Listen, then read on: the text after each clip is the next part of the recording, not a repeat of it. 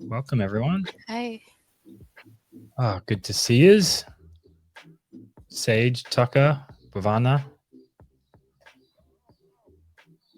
I think this is our first time meeting face to face. Hi, how's it going? Good to see you. Thanks for joining in. Can you hear the music okay? Oh, the music? Yeah, can you hear it okay? It's pretty like faint. Oh yeah, I can hear it. Yeah. I'm trying to turn that up just a little bit, just for some beats this morning. Got a few people dropping in.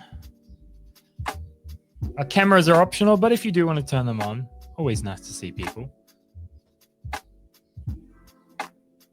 This is a bit of a different session than usual, so completely optional. Sandor, welcome.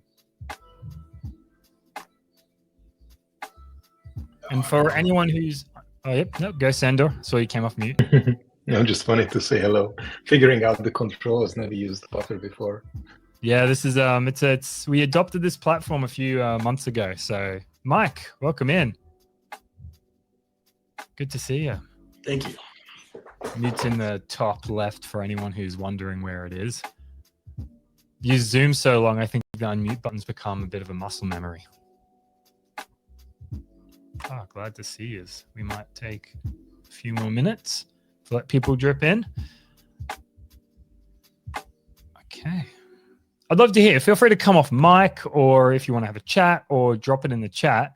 What are you expecting from this session? This is a new thing. We haven't run this before. So and apparently I use the word use a lot with an S on the end. It's an Australian thing. But yeah, I would love to know what you guys are expecting from this session, at least when you read it. Ooh, it's a bit bad. I don't mind that. Hey, Sage, good to see you.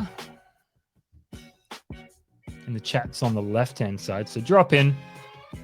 What are you expecting where we're getting up to here? If that music's too loud, let me know. I'm not sure what the music is great. I'm not sure what to expect, but I'll go first. Go for it, please. It's my first session since I joined. I was a member 2 years ago, and then I paused my membership because I got a job, and now I'm looking for a change. So Welcome back. I'm just here with an open mind, and I need to work on my portfolio as well. So yeah, just on for the ride. Anyone else in the same bucket as that? Similar, Yeah? but I didn't join till recently. But this would be like my second time looking for a job. Yeah, wonderful. Tucker, how about you? I think you're muted. Can't hear you. Oh no, the mute button's off. Might be an audio thing. Still can't hear you. I'll let you figure that out. Hear me now? Yeah, wonderful. Can you hear me now? Perfect. All right. Here's my settings. So I just landed a job. I was in the job market, but I'm looking to get better at crafting my resume and my portfolio. So that's why I joined the club and jumped on this. Wonderful. Awesome. Sage, I mostly work alone, so it's nice to see how someone else, especially more experienced, approaches portfolio creation. Now, today may be chaotic, and I just want to emphasize this may work or it may not work. This is the first time we've kind of run this. Jan and I are in the same position. You know, we've been coaching and running all these sessions at Case Study Club for the past almost 2 years almost. Geez, didn't think about that. And it's always been other people's portfolios, and everyone kept on saying, oh, when are you going to do yours?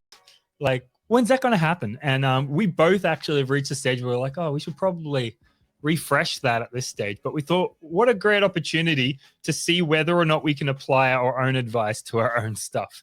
Now, designers are notorious for being great at designing other people's things, but terrible at designing their own. I used to work for a consulting company that was great at guiding other companies how to run their companies, but was terrible at designing their own company. So that's kind of what this session is about. And I've tried to do a little prep, but maybe a tiny little bit so it's not too boring. And the goal for today is I have a resume to do. I've been neglecting it for 3 months, probably like most people. And I'm sure you guys maybe have some resumes to do, some portfolios to do, something like that. So the way we're going to work is do this on a bit of a Pomodoro timer. And I'm going to share my screen, and so you guys can see kind of what I'm up to. And we're going to head through it maybe a little like that. There's kind of going to be some phases here. We're going to start off with maybe a little bit of a planning phase. We'll go over, okay, what's the focus for this session? We can't do everything at once. And I don't really want this to be too passive. I know I'm the one building my resume and you guys are probably doing yours.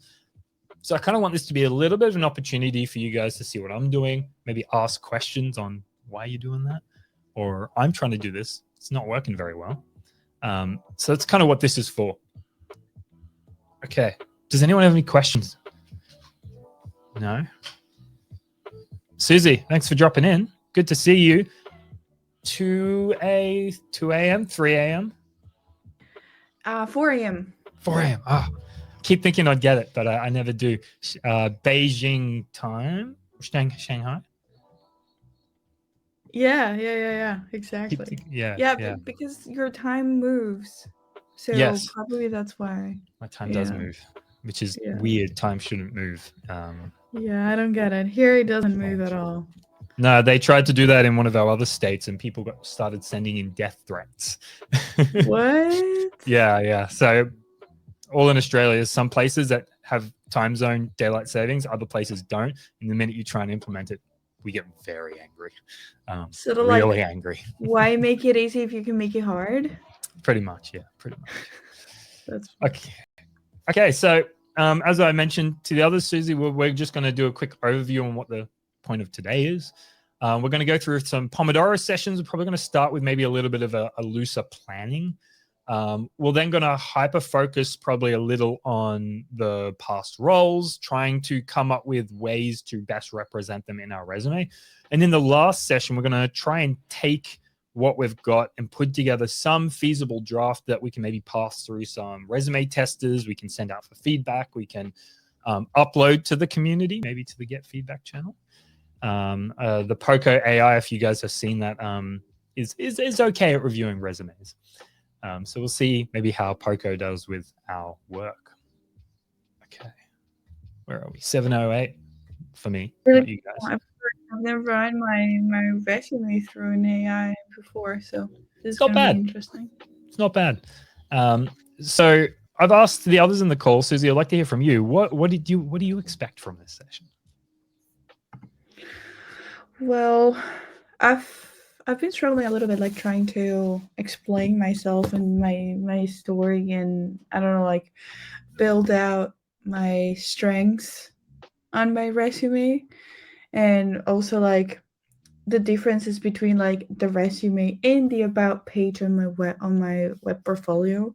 So probably like having structured better my story could help me like differentiate better the two of them and build a stronger storyline on my resume.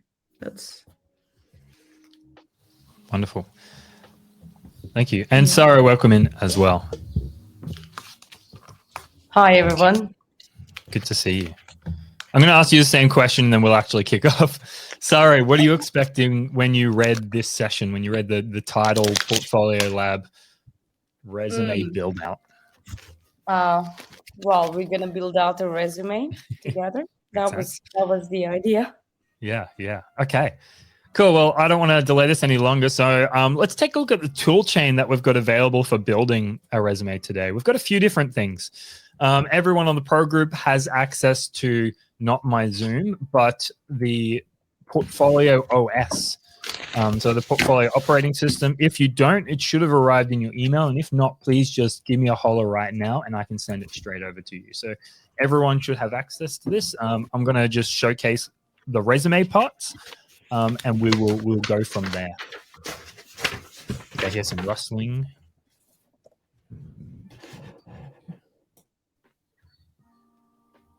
One second. Butters interface. Cool. Sorry, Sarah, I'm muting you. Yeah. So Portfolio OS has a few things from a resume perspective. Now, under resume, of course, we've got our guide here, and we're going to be building the resume, and we're going to be really focusing on the experience section. It's kind of one of the most important, at least to start with. It highlights our impact. So we're going to be highlighting your accomplishments.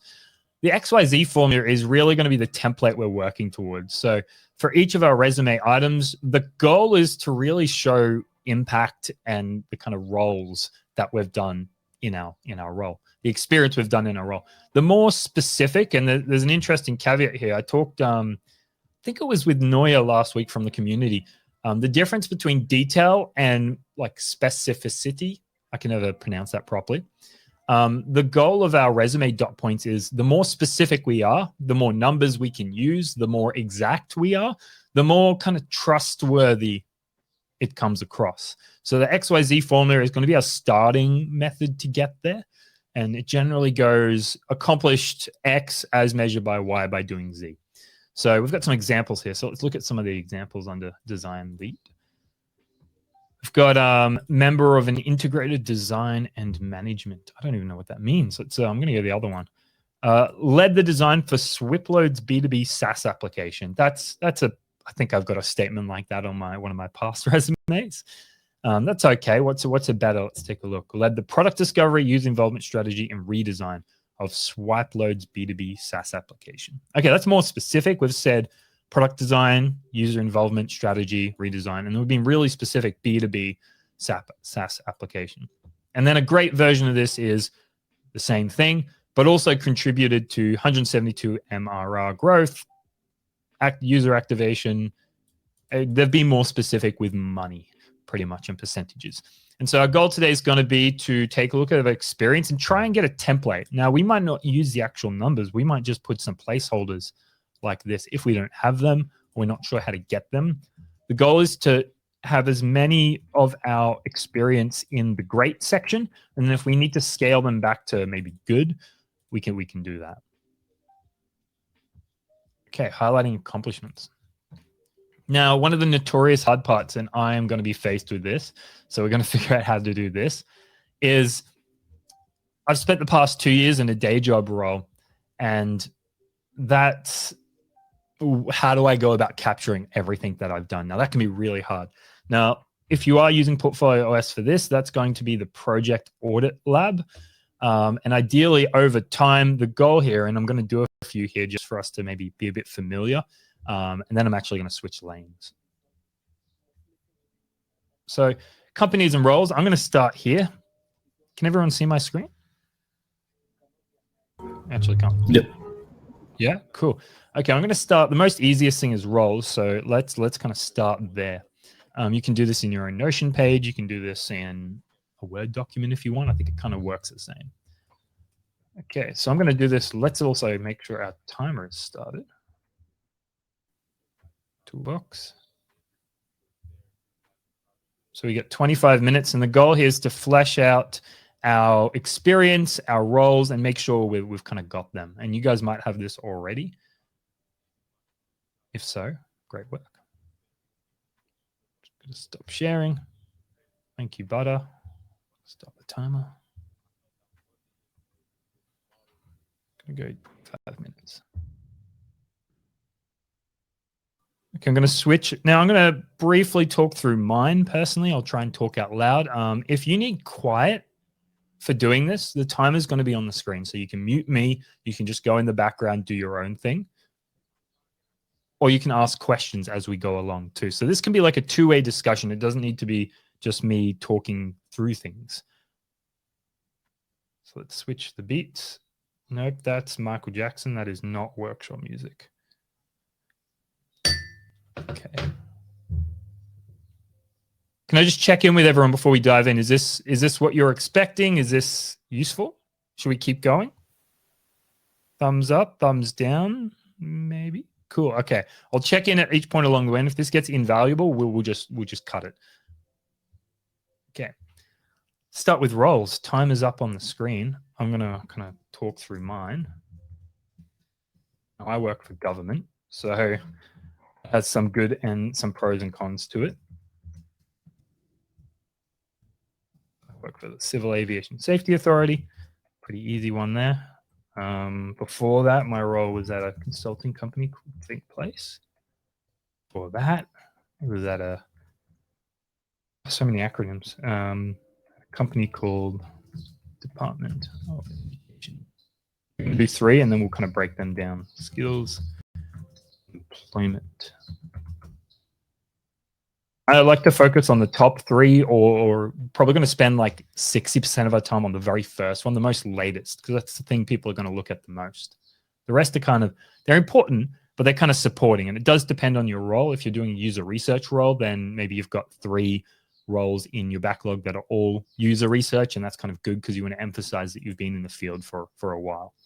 Now I'm going to rough the time here. We're going to skip exact details. We can always fix that up later.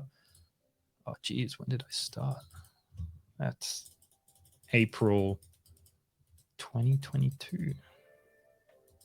Round about then, we're going to just average this. I might put an end date. That's still ongoing. What about my other role?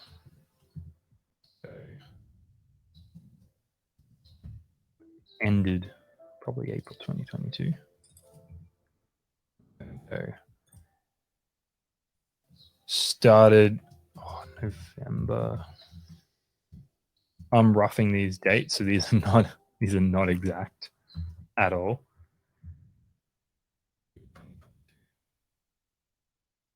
Now this is kind of the boring work, but it's definitely going to set us up to make things a bit easier. Doesn't like my type dates. That's okay. I'll manually do it. Ben, are you meaning to share your screen?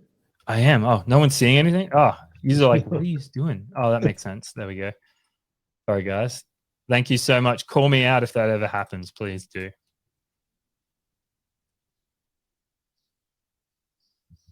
Okay.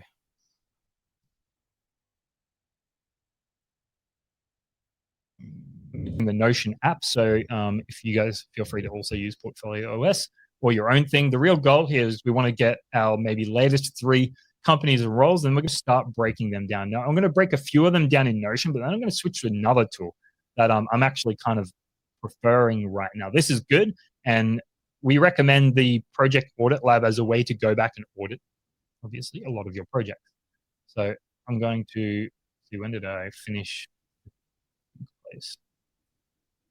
Don't want to think about that place.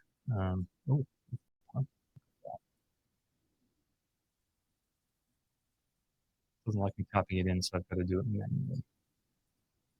We're going to rough it at the end of March. Okay, I think that's good enough. Very lucky last. Let's go 2020. That's really January all the way to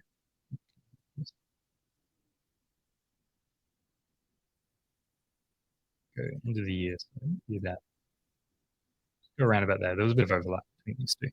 Now, this was a little unique for me because I actually did second jobs in between these. I'm going to add those in. I kind of want them to order maybe by date. Sending. Cool, that works. And I did this role around about the same time I did my thing.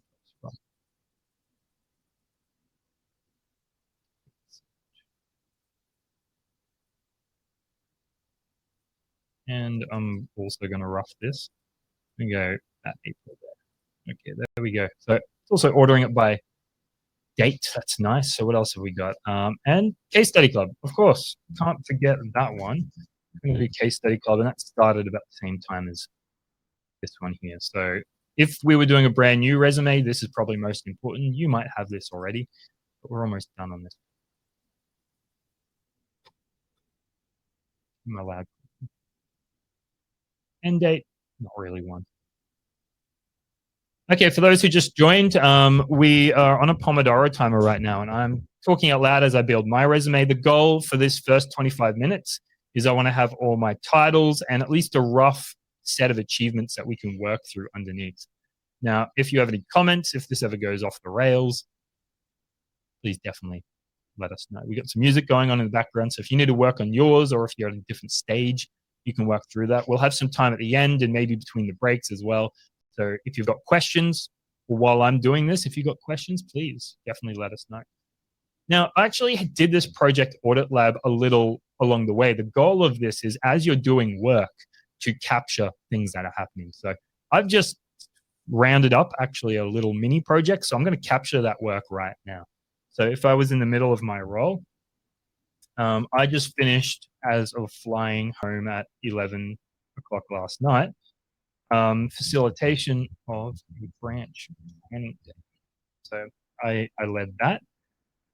Not really a date, not going to do that. The role here was we just created Civil Aviation Safety Authority, so we're going to chuck that in. Now, capturing work is always really hard. So what we're going to do here is just dump everything we know. We're going to just do a kind of a mind dump into this. So what happened? What happened for this branch planning day? Let's see. It was a full-day workshop. Remember that? Had about 24 participants. We're just after as much details that we can use when we turn this into a statement for our resume. Let's see, or our portfolio. So we can use this to guide the portfolio. So I've got my phone here. What I'm going to do is, throughout my work, I've got some pictures to dump into this Notion. Do that. And then when I get to doing a portfolio later on, we'll have some pictures in there as well. We're not going to keep this neat. No real reason to be neat here. Take a look. Let's grab a few cool ones that might look good on a portfolio and make people think I've done a good job. There's a few ones of people in the room. Why not? We'll see that on the screen in a sec. I think that's good. Let's add those in. Okay. While that's happening, I'm also going to grab artifacts from this because we might need that. So this is slightly off camera. I'm logging into my old work. We might leave that there actually. I don't need the artifacts now. Okay, full day workshop. We had some executives there, so if people are like, "Oh, did you work with executive people?" Sure, we did that. We got some pictures, kind of demonstrate it. There we go. It's not too bad. Looking pretty good. Okay, that's one role. We are going to do the impact statement for that shortly, but let's get a few others out of the way. The biggest piece of work for this and the most difficult for me to think about right now is the design system. So that thing has been insane. It's been across the whole year. So this is going to probably be one of the hardest parts to do. Now, there's a ton of different design systems are pretty big. We're going to go CAS's my role first. What did I do there? And the goal here is just to get some words out here, and then we're going to wordsmith this in a sec. So we've got 15 minutes, so I just want to get all these achievements out. We built them first. Cool. If I take a look at all the Figma components, because for design systems, if it's a pretty big platform, what are some metrics that might talk about the scale of the work I've done? So I think the number of components, that sounds pretty cool. It sounds, how many components were there? Last I counted a while ago, I'm going to just do some estimates. We're going to say about 30 component designs. Let's do that. There's also full documentation for each of those. So let's add that in. Now, for our resume, as we saw in those XYZ formulas, numbers are really important because really what we're looking at is a combination of qualitative and quantitative information that's going to inform when someone reads this. The more specific we are, the more better the outcomes, the more confident they are. The goal of the resume is to A, get past the first screening and to get them to look at our portfolio. And then our portfolio's purpose is to get them a bit more confident in our work and then to encourage them to bring us in for an interview or give us a take-home exercise or to put us through to the next round. That's really kind of the point here. So what are some metrics we can pull out? Daily users, that'd be pretty cool. So daily users of Figma, and I'm going to put just a generic percentage or metrics. So that would be cool. Ongoing Figma files, that might be a good way to show some things. Now, we won't use all of these, but the goal is here to get some rough numbers. Files. What else? Let's see. Figma files. That's okay. Obviously, new services or UX designs done in Figma. A design system point is to kind of make product design a bit faster, a bit more collaborative. So if I can grab some maybe quotes or some qualitative from maybe the designers in the team, the developers, that would be really cool. I don't have those, but we can imagine that if we need them, this might be more for our portfolio than anything else. Also trained maybe our team of designers, so 4 designers. Figma. We're just going to say on Figma. Not as impressive. On the design system, that sounds a bit more nicer. Okay. What else happened here? So I think that might be it for now. We'll probably come across some more later, but we've got something to work with. We've got, okay, here's some stuff we've done. That's great. We've got some metrics we'll be able to use. Now, we want a first draft of our outcomes for one of these particular roles.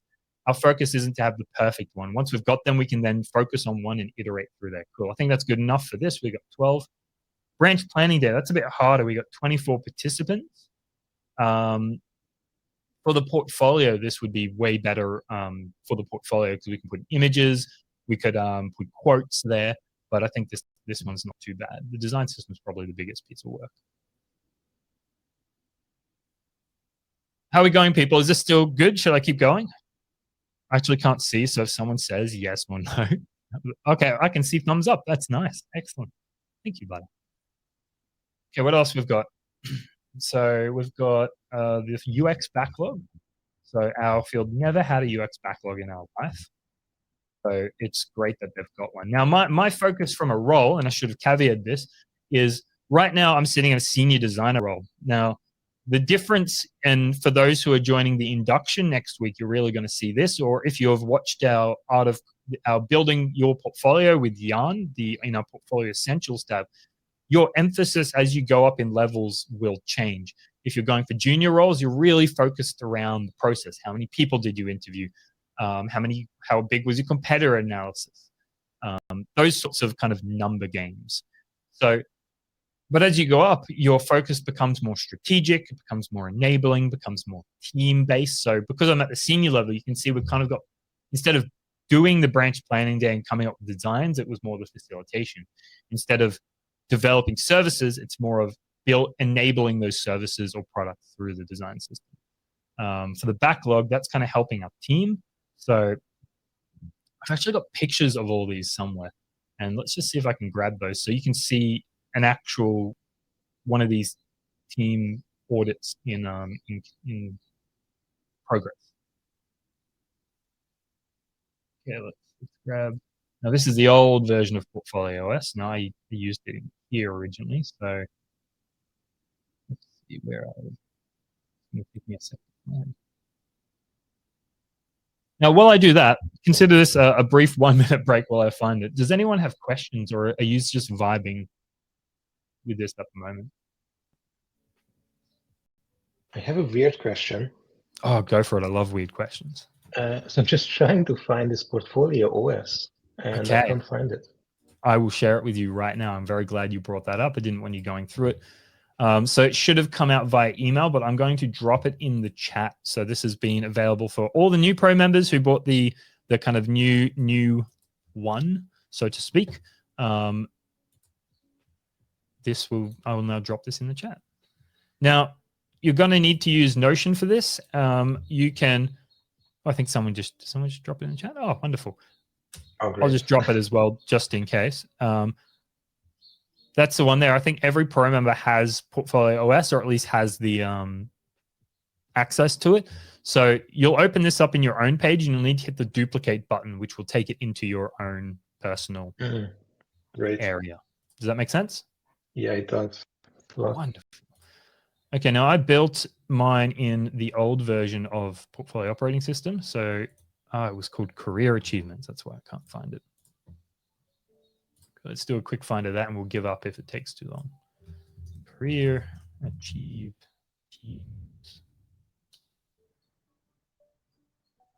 Okay, it looks like it was over here. Nope, let's try one more time.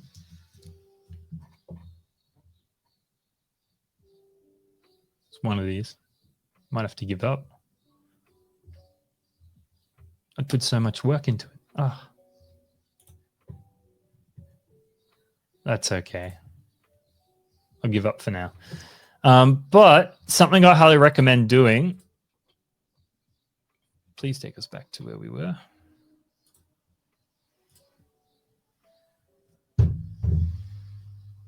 Where'd we go? There we go. Okay, something I've done in the past. So this might be vaguely useful. I'll briefly show this. Oh, Helen's at the door as well. I'm going to switch screens. Hopefully you can see my other screens, and I'm going to switch over to my own personal email. So please, don't take any screenshots.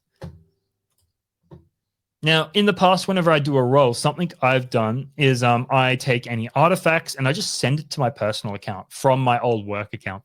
And what this has enabled me to do is if I just search for my old work account, a ton of the artifacts or stuff that I found along the way will pop up. So that's been actually quite useful. Ideally, I would have just chucked it in the Portfolio OS. Didn't have it at the time, but this was a good workaround.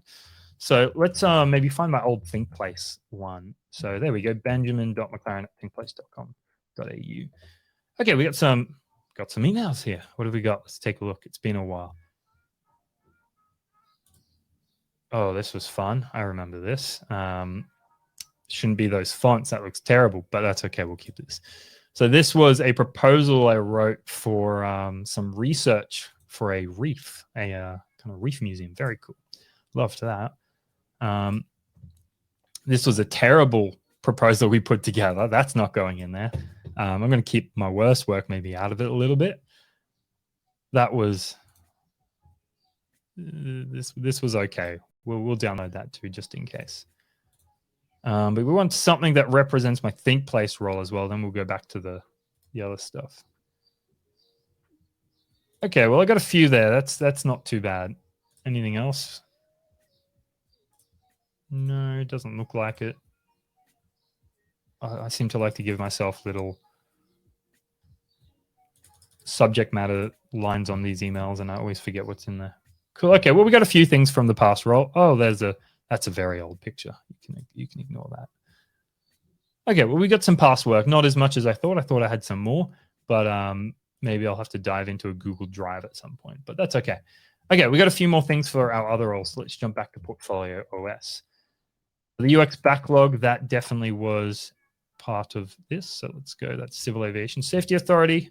Let's quickly get some for the other roles before we've got 5 minutes. Oh, pressure's on.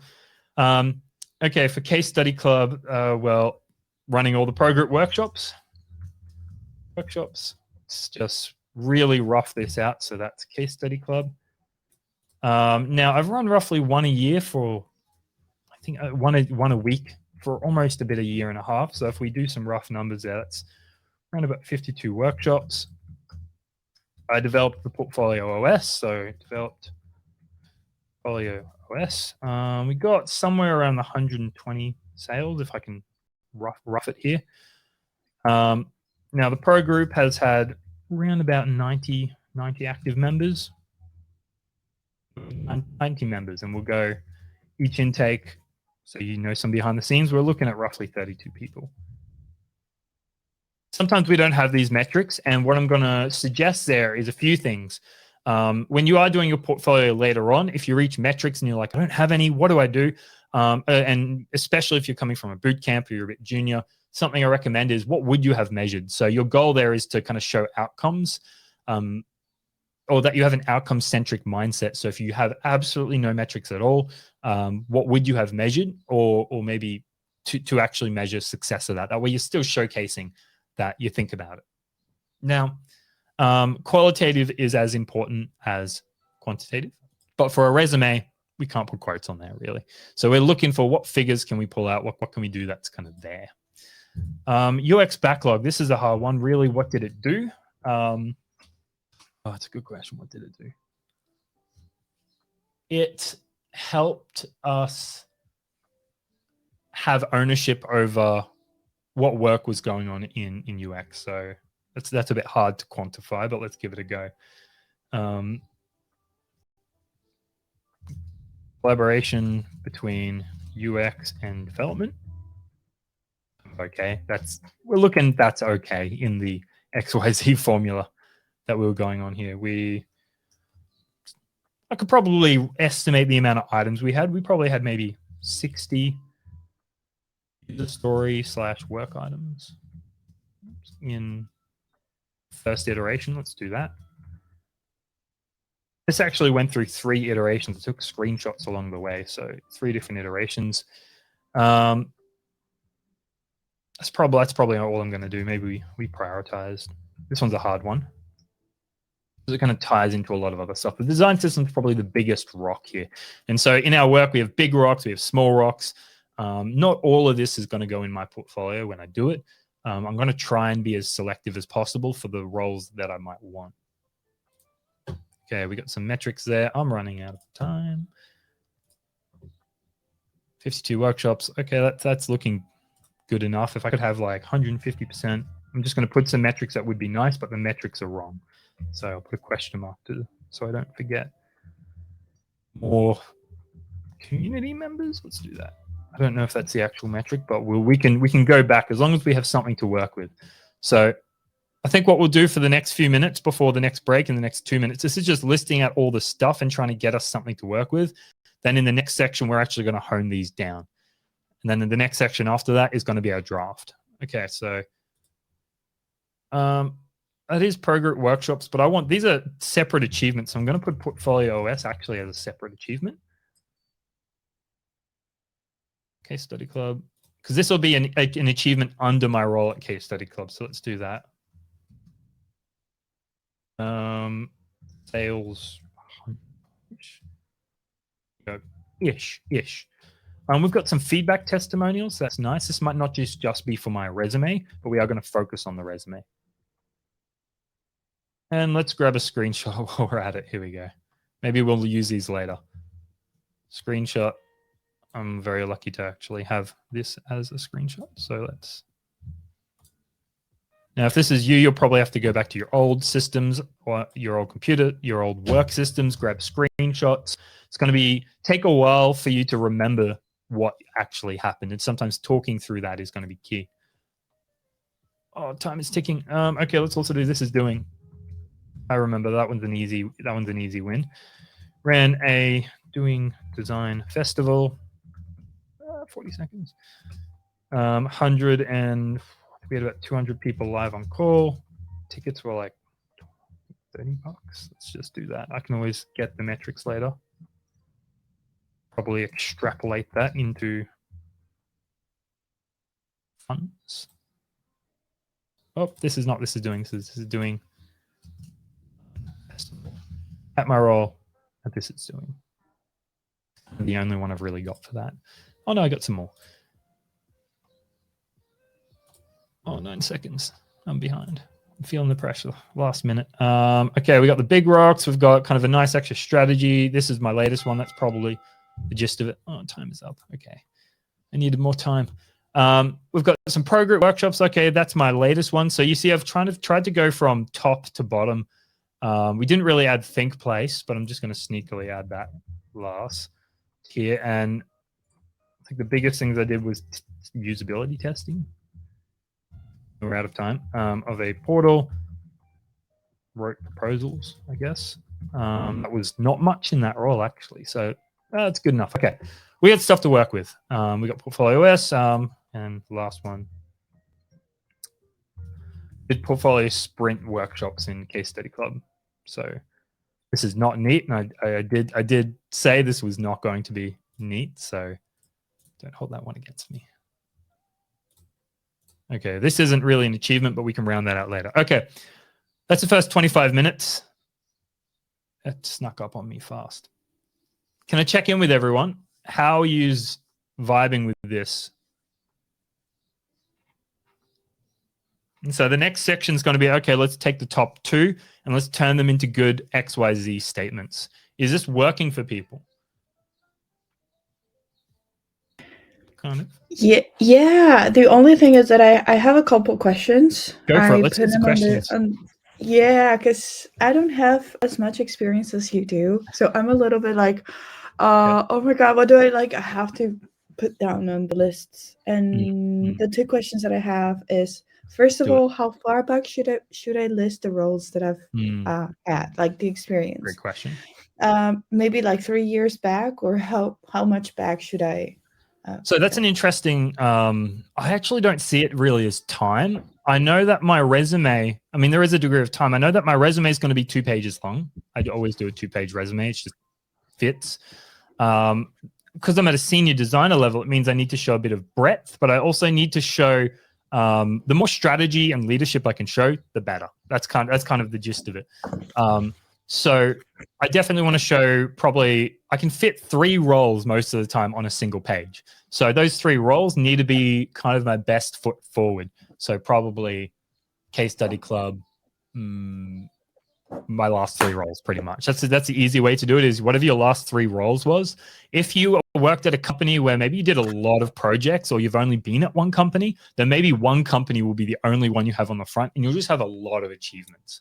So in terms of time, kind of stick more to length. Think about, like, what are you actually trying to show? If you're trying to show your experience, then more roles, the better, of course. But the more roles they have, the less they're going to have to read. So if you have, say, 4 really powerful roles, or even 3, that's going to stick with someone way longer. So the specificity, the specificity is kind of more important than how many roles you have. Roles is a lever you can pull. So I would keep maybe the past 2 to 3 years if you can. The roles that you've seen me put down has been from the past 1.5 years. So I've only gone back 1.5 years. I do have a lot for 1.5 years because I sometimes work 2 jobs at once, and it looks like there's more roles then. So, sneaky tip, if you want to do that, take on a second job. I think I've worked 2 jobs since like 2021. The second jobs should be as flexible as possible, or they should be a job that you kind of, maybe you joined a startup, or you joined just a dude doing stuff, and you give yourself a role that way.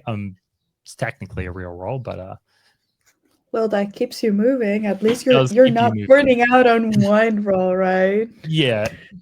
I think Sage has a question. Yes, Sage, go for it. Oh, yeah. When choosing what project to include in your resume and portfolio, it's like, how broad or specific should you be? For example, my main project I worked on at my last job was improving user onboarding in app, but I did a lot of different roles since we had a very small team. So it's like, should I break it down to the user research portion as like a whole separate project, or should I'll include it all in one? So what role are you aiming for? Like, give a rough estimate. What's your kind of... Yeah, right now, let's say I want to go for like a UX or product design. Yeah, UX or product design. Is that very different from what you do currently? Currently, I'm not at that job. That was my last role. The full-time role was product design, but right now I'm doing more like marketing, branding design at my current place, which is not exactly what I want to be doing. Yeah, so you want to make sure you kind of shift more into actual proper full-blown product design. Yeah. Small company or big company? That I want or I've been at? That you want. Medium at least. I've only worked at startups, and it'd be nice to work like with a team or with some sort of guidance. Roles. Yeah, so it's like ever since I started, I've just been thrown in there, and it's just like me by myself. Yeah. Most of the time. So I mean, UX startups are amazing in some ways and horrific in others. Someone always told me that if you really want to grow as a designer, join a startup, because you'll be doing everything, which has amazing potentiality for growth, but can be utterly terrifying because you're by yourself. Whereas the larger companies, maybe you've got someone to pair up with. Yeah. So I think your question there is you've done a lot of roles, you've done a lot of things in that one role that's beyond maybe the scope of your initial job description. So do you say it all, or do you just kind of hyper focus on one or the other? Is that kind of, yeah. So that's going to depend on your focus. I do like to think of it in the context of like big rocks and little rocks. That can be a nice framework. And like, what was like maybe the biggest or the most clearest outcome? If you're going for product design, are you going for generalized product design, or do you want to kind of maybe do more user research or more UX UI? Or kind of, do you want to be a generalist? I know I have too many interests. That's the hard part to be specific about. Is they all seems kind of fun to me, but I was like, should I create different portfolios or resumes for different roles? I don't know. So there's a few different things here. Generally, I'll show an example. One of the first steps that I actually highly recommend is after you've done your resume, if you can, and this is fairly new, next week you'll have an induction. You'll also have the case study plan and the case study canvas where you'll probably dive deeper into this right now. But let me find my Figma. I think this is a good illustration of how you go from resume to maybe the first step of your portfolio instead of diving too deep. So in the perfect slide deck under Portfolio OS, we have a very particular slide deck called a capabilities deck. Now, we stole this from the world of consulting. And if we scroll over, we have a thing called a single pager case study. And it's very simple. It's your role, what challenge or opportunity you're working on, and the outcomes you made. Now, on the video... You can see the right thing for you, Ben. Oh, thank you. Did I not share again? Cool. You're sharing, but maybe it's the wrong monitor. Okay, there we go. Entire screen. Thank you so much. You're welcome. Okay, there we go. Can you see now? Yes, we can see Figma. Yep, so this one's kind of our case study on a page. And so as you figure out how to tell your story, doing design work and then communicating your design role are two very different experiences. You know, you're trying to break down 6 months, a year and a half in an organization and communicate it in 20 minutes. That's not easy. So part of this is going to be exploring kind of your story, so to speak, exploring which work is best for you to articulate, best for you to emphasize. If you're going for product design, you like a lot of things. So that screams generalist to me. You're like, I like to be able to have my hands in a lot of different pies, so to speak. I like to be able to do a few different things instead of just doing one. So you emphasizing wearing those hats for one thing, being able to do the whole product design process, being able to work with the different kinds of the companies and not just siloed in on UX design sounds like maybe the kind of emphasis you might want to bring. Obviously, you're still a product designer. So from an outcomes perspective, the question for you is, what work did I do that will show the best outcomes that I can achieve for a company? If you did onboarding, can you pull up metrics for that? Which ones maybe best represent your best foot forward? You're going to have work that is not going to be your best foot forward. I definitely do. So this is a case study in a page. And what we recommend is after your resume, this is a really great first place to start.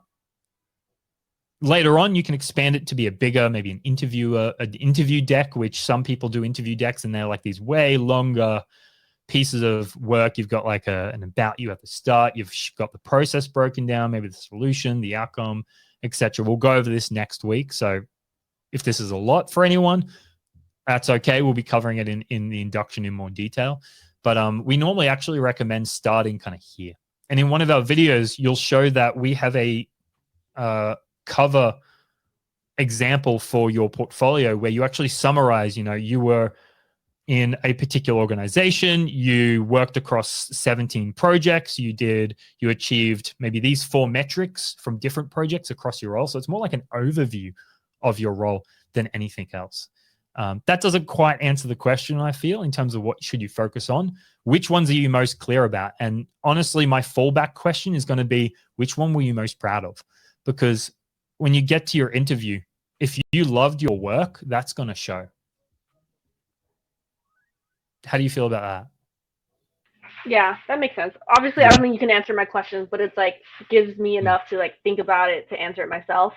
Yeah, my tip's going to be to get all of that out of your head because it's the hardest place to be. You can't assess it while it's in there. So use either that, use a Notion document, use whatever you want, get it all out into your head into one place and walk through it and look at each section and think, okay, what did I do here?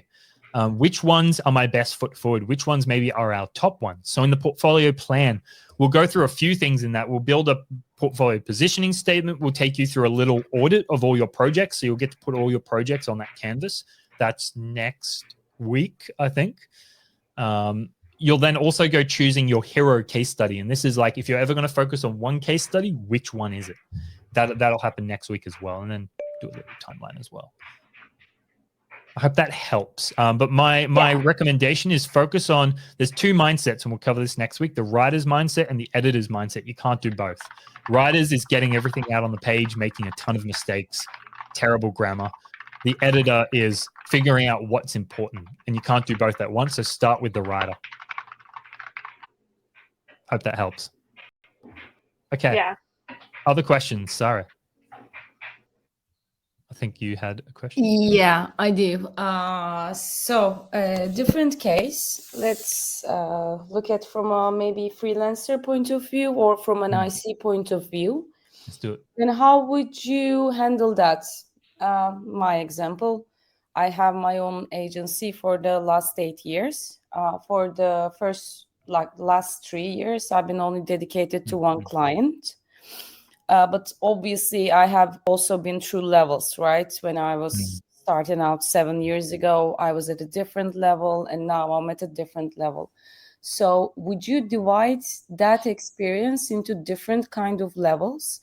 Or would you highlight your key projects that you want to highlight and skip the rest? Because 8 years, I mean, I completed over than 85 projects, so...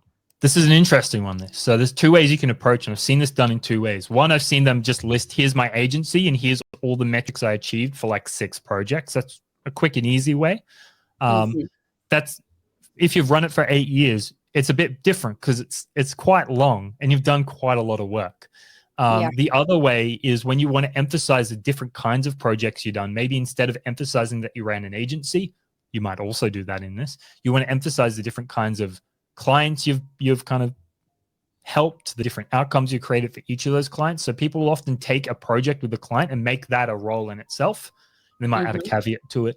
And so they might take the latest 3 or the biggest 3 and do that. So, you know, if you worked with Nike, for example, I don't know if you would have, but you'll have put, you know, a product designer maybe with your agency for Nike. Here's all the stuff we did. Here's the outcomes we achieved for that client. So you might do it that way. 2 different ways in terms of which way should you do. I think it depends on what your role you're aiming for. If you're aiming for a leadership role, then sometimes not emphasizing the clients and more of emphasizing the agency can be a good way of doing it, because you're saying, I can run a business, I can lead people, I can achieve outcomes.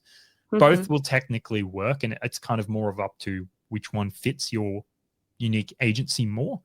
And what work you have in your agency as well. And depending on the role as well, right? Like, and depending on the one role. can be more management focused and the other one can be more craft focused. So exactly, it can be either or. Not nice touch. Thank you. No problem. Definitely a hard one if you've worked in one place for like especially 8 years. I know we've had a few people on the call who they've only been at one company. It's been there for like 10 years. And so it's like, how do you break that? How do you break that down? And if you can name drop, that always helps. And you can always be like, I've run my own agency. Yep, I know what I'm doing. You know, I'm a leader over there. I've achieved, you grew an agency. That's a great sign that you know what you're talking about from a strategy perspective, from a leadership perspective. You might emphasize maybe how many employees you have or how many people you worked with if you had them. I tried different models as well. So I can just even mention like trying out different business models, etc. So that can be beneficial, really. Yeah, and that's you know, business development, and so because it's natural, right? It happens. Like, to stay alive, you have to. There is a degree of flowery language sometimes with resumes. You will find that all the time, and especially if you're early on. And I did this. I had roles that I never said weren't full-time roles. Never really said that they were startup roles where I didn't get money. But especially when you're entering a field, this is one of the hardest things to do, is to have experience. And you'll see every person entering the field do this. On their resume, they'll get a role with a startup. They'll start their own company. They'll go to a hackathon or a design jam and add that as a role.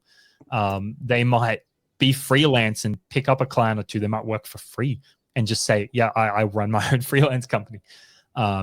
Still got to back it up. Of course, you can't like outright. We definitely say don't lie. People will figure that out. But there is like a degree of room there. And especially when you're early on, you're finding all these ways to get experience that aren't going to be normal. And that gets you in the door. And normally you then start replacing your roles with more and more advanced roles.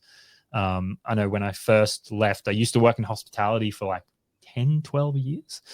And then from there, it was like, how do you get into business? I've been, you know, a bartender for a few years or a barista for a few years. That doesn't really translate to accounting or design. So I worked with a lot of startups, friends who own businesses. I went and started my own business for a year and a half and then closed it down. And so all those things compounded to the point where, yeah, they weren't full-time roles. And people would know that, but I had so much. They could see that you tried. They could see that you weren't just throwing resumes out, hoping for the best, that you found a way through. We have some good talks on that on finding real-world projects. Okay. Does anyone want to, I mean, this was one of our breaks, but I'm happy to jump back in. If you need to go get water, you want to go get coffee, I might go and grab some water briefly. And then we'll see about getting some of those achievements. Susie. Yeah, I was like, where is the question button? I have another question before we jump in to work again. Should I list the experiences that aren't related to design? So should you, as in, are you saying, should you list things that are not design related? Yes, exactly. So also depends on your role. I don't want to use the consulting answer. It depends. But design connects to many different things, and there's many lenses you can put on something that classically wasn't designed that makes it actually, it's like, oh, that actually has many design elements. My degree, for example, was science communication. And, you know, the first thing you might think is, where's design in that?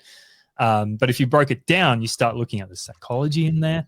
We did some visual design for like infographics, visual design right there. We worked with companies to kind of help them with their products. Was kind of science-based and it was a lot of startup, not design overtly, but there's so many design elements in there. So my recommendation is look at the underlying threads. What can you pull that maybe isn't directly designed, but impacts the way you work, that impacts the way you do design? What got me in one of my first roles was I ran a 3D printing and digital design company. Not design, kind of design, like 3D modeling design. So Susie, you'll know what I'm talking about there.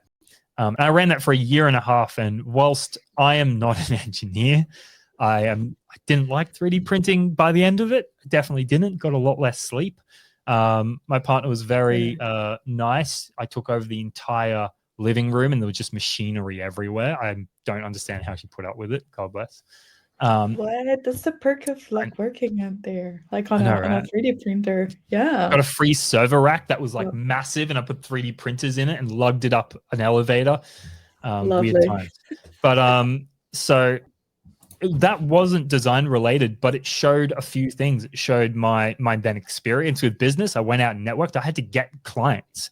You know, design is great, but if you're able to do design and get clients, like money speaks. Even if it's a little bit of money. So I got clients, you know, kind of got pennies for what I did, so to speak. You know, it showed networking. I knew more about how I could speak more business. So that was kind of handy. That's been very useful. Like I did computer science in university. That's been invaluable as a designer. I can get on a call with a developer and for the most part know what they're saying. They'll probably say some things and I'm like, okay, something about SQL, something about server timing. I guess that sounds vaguely important, but all those skills outside of design are very useful. Speaking to the business, understanding stakeholders, presentation, public speaking. If you've done economics, there's probably something there you could pull out, especially if you work in a design company that maybe works in economics or something like that. So my focus would be on that. And if you've got 3 normal roles and maybe 2 other roles that are not design focused, that can show a lot of breadth. Yeah.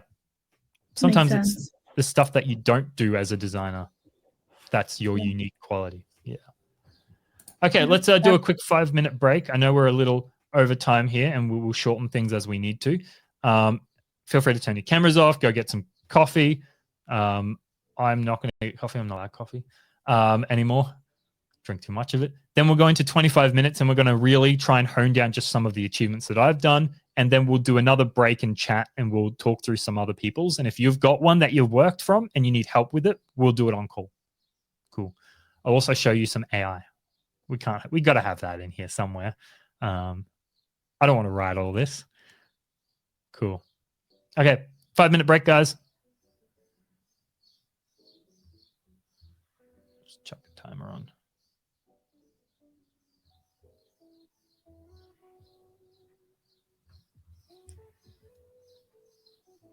There we go.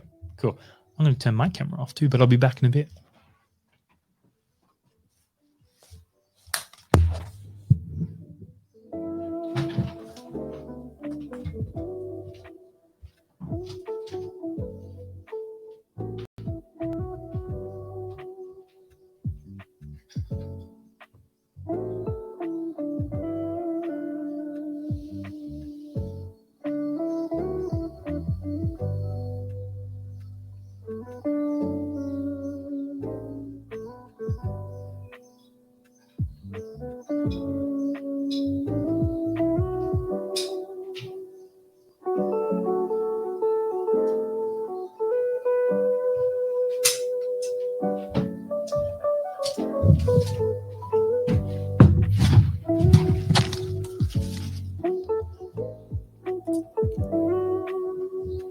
And we're back. Susie, something you were saying to me before, and it's been striking me a lot the past few weeks. And it's weird to think about from my perspective. You said, I think you said the words, obviously I'm not as experienced as you. I think that's what you said. And Yeah, I've had probably. you on for a fireside chat, and I would disagree. You're running your own agency right now. You've been working in design in China, not your native country, for the past few years. You started your own agency as well in Colombia. I remember it all for the most part. And you were a designer as well there. You've been an industrial designer for quite a few years. You've got a full degree in it. Like, I would disagree. Just want to say, the reason why I say that is I don't feel like I'm experienced. It's kind of weird. Okay. Like, when I put my catalog together of things, and I think a lot of people might feel this, when you put the list together, you look at it and you're like, oh, that's actually a lot. Or at least it feels like a lot, but in the moment, it doesn't feel like it. And I speak to a lot of other designers who are maybe in the senior roles as well, and it sometimes feels like that as well. I think sometimes because we don't look back. But also probably we don't celebrate our achievements that much. Because I was looking at the way you were like filling all the achievements in all the roles, and there were things that I was like, oh, you list that out. Oh, I haven't thought about like listing like this. If I recall like correctly, you were listing your facilitation sessions, your usability testings, and all of that, and all of those that are like with other people, and like you did that in a group, right? So I was thinking like, oh, I've always thought about it like the big things, like, I don't know, winning an award or something like that, or like, so I've never thought about like my achievements in like, oh, I opened an agency, right? Like that's an achievement, but should I put that there? Just like, Hell yeah. I work at this agency, but I don't feel like, I don't know how to talk about it. Better be on your LinkedIn. Yeah, I should put it on my LinkedIn now. It's so recent. It's so, like, I just legalized it, so it's so recent for me. You had the one in I don't know, Colombia. like, You're gonna have to go add your past experience as well from the one in Colombia. Too. That's it. But so it's an interesting feeling, I think, because especially when I look at, and if I was to compare myself to others, I look at and I see, people writing books. They're posting regularly on Medium. I'm not posting Oh, regularly no. on Medium. I can Yeah. barely post on LinkedIn regularly because I'm doing other stuff. And that's actually a really interesting topic that we had some thought about last week is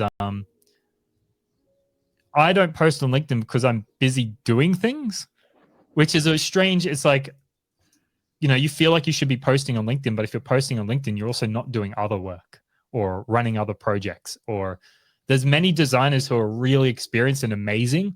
They have no social media presence. They don't care about it. They're just off doing their own thing. They don't write books. What they do is they go out into a community. They get people together. They start initiatives. Right. But you probably wouldn't find or notice them on LinkedIn at all. Yeah, but then when you sit down and you talk to them, they know how to articulate their achievements and their past experiences, right? Which is Sometimes. I think sometimes really. Sometimes it depends. So Okay. normally when you sit them down, what you probably haven't seen is they probably went on a holiday. Maybe they spent about 3 months earlier trying to be like, okay, what have I done so far? They might have gotten to a point in their role, and you get this at a point where you build feedback loops into your own day job. So you're actually capturing learning as you go, and it turns into a bit of a habit. That's where most people eventually get. Or, there's many different ways people reflect. Some people do journaling. That's a pretty interesting way of doing it. Other people go on year-long monastic retreats and look back. Some people just kind of, they can't directly remember. If you ask them what are the 4 achievements, but if you sit someone down for an interview, it's amazing how people all of a sudden start remembering things through the nature of speaking and through the nature of an interview. Like when I'm interviewing something, my purpose is to find the right questions that's going to get them to remember something and to articulate something really well. Your fireside chat, Susie, had a really amazing moments that maybe on the surface you wouldn't have remembered if I just asked you to bluntly recall them. But as you talked through your own story, those moments came out. Yeah, I've never had to lay down my life that way because you guide me through like, okay, what happened here, what happened there. I never asked myself those questions, so I never have to articulate my whole life and experience. It's interesting. Can I suggest a podcast? It's called How I Built This by Guy Raz, and this guy interviews CEOs and very successful, what we would consider successful people, and they talk about how they got there. So I love that. It's a really interesting one. I mean, it's my favorite thing to do is just listening to someone's journey on how they got here. And no one's ever a straight journey. There's never like, oh, didn't have any problems. There's no challenges. I just walked over there and we're fine. $500,000 in the pocket. No one's ever like that at all. And I think everyone is remarkably the same and different in their journeys at the same time, in the sense that it's chaotic. It's not straight in any way. They've probably got some pretty big, just bluntly fuck up somewhere. They've probably completely trashed something at some stage and had quite a lot of existential crisis and then recovered, maybe had some people around them that's helped. I've definitely had that, I've had it at K-State Club. I think I did something like that 2 weeks ago. So that's kind of, they just don't know what they're doing until they make it. They're like, oh, yeah, it's like paying me for that. Yeah, like I that facilitation thing I ran, for example, half the stuff I ran in there had never run before, and that's a very common thing. First in-person workshop I've run in a while. Okay, we're going to jump into the 25 minutes, and our focus here is to try and really hone in on some of those words are failing me, some of those achievements. Now we're going to do something a little different here, and I'm going to show you guys a different system as well. I figured it's nice to explore. And what we're going to do to help hone those things is we're going to use ChatGPT, actually. I could spend a while trying to fiddle with it, and I've had some time to think about it, so maybe that helps. You're not going to get a perfect draft by the end of this call. You're going to need to go away and come back and look at it. And for anyone who wants to put their cameras on, feel free. I know we got a few on already. I'm not going to push you guys, but it makes me happy to see your faces. Okay, I'm going to chuck a timer on, and we're going to walk through some things. 25-minute timer. Yes, please. Done. Let's kick off. Okay, now we're switching lanes here, so I'm going to share my screen. We're going to chuck the music down. Entire screen. That's the one. Okay, let's get to what arguably the fun part. Now, this is cool. If I was to expand this, I would probably focus on like a week or two of just kind of getting more of this out here because I don't have it already. And then over time, I would probably add more to this here. Like, for example, just to tie this achievement thing off, I know there's a piece of work coming up in January, and that's starting a facilitation community of practice in my work. So we've spent the past year procuring tools and trying to figure out who is facilitators. And something I've always wanted to do, and I've never done it. Like I have a tiny little book over there called Communities of Practice. Is that I have always wanted to kind of start one. So to be announced, and might chuck some things. I already know some notes around this. So Miro, I managed to get the organization to adopt a tool. Training, there's probably going to be some training involved. We're probably going to do meetings. So some early notes, just going to leave that there. That's going to be a later thing. Okay, cool. We have some achievements here, but let's switch lanes a little. Okay, so I'm going to use Teal for this. I don't really care for Teal, but I think it's kind of fun to play around with. So Teal's kind of, and it's got some AI built into it, but we'll use it briefly and then we'll switch back to our own one. Over on the Portfolio OS side, just for our content draft, we're going to use the resume section in, let's go back. Use the plus button. I'm using the native app, which makes it a little easier. I'm going to use the resume section just to kind of be the keeper of our content. So let's go to the resume lab. And then, I think this is just a resume here. Cool. Okay, this is pretty good. We're gonna probably leave the about me. And if you guys like this session, we might then do a session on the kind of the rest of all this. So there's a ton more to the portfolio. This is kind of something I need to send my resume tomorrow. So hoping to have a draft today would be nice. So we're not going to focus on education and certifications. That's way easy. Just list your education and certifications. We're going to focus on experience and designer, the kind of the about me. There's some really cool stuff we can do with ChatGPT, but we'll do that last if we can. But let's go experience. So first thing, I'm just going to set this up really basic. We want to do company first, then role, not role first. So that way it highlights the company itself. So if we go back to Project Audit Lab, what do we've got Civil Aviation Safety Authority, of course.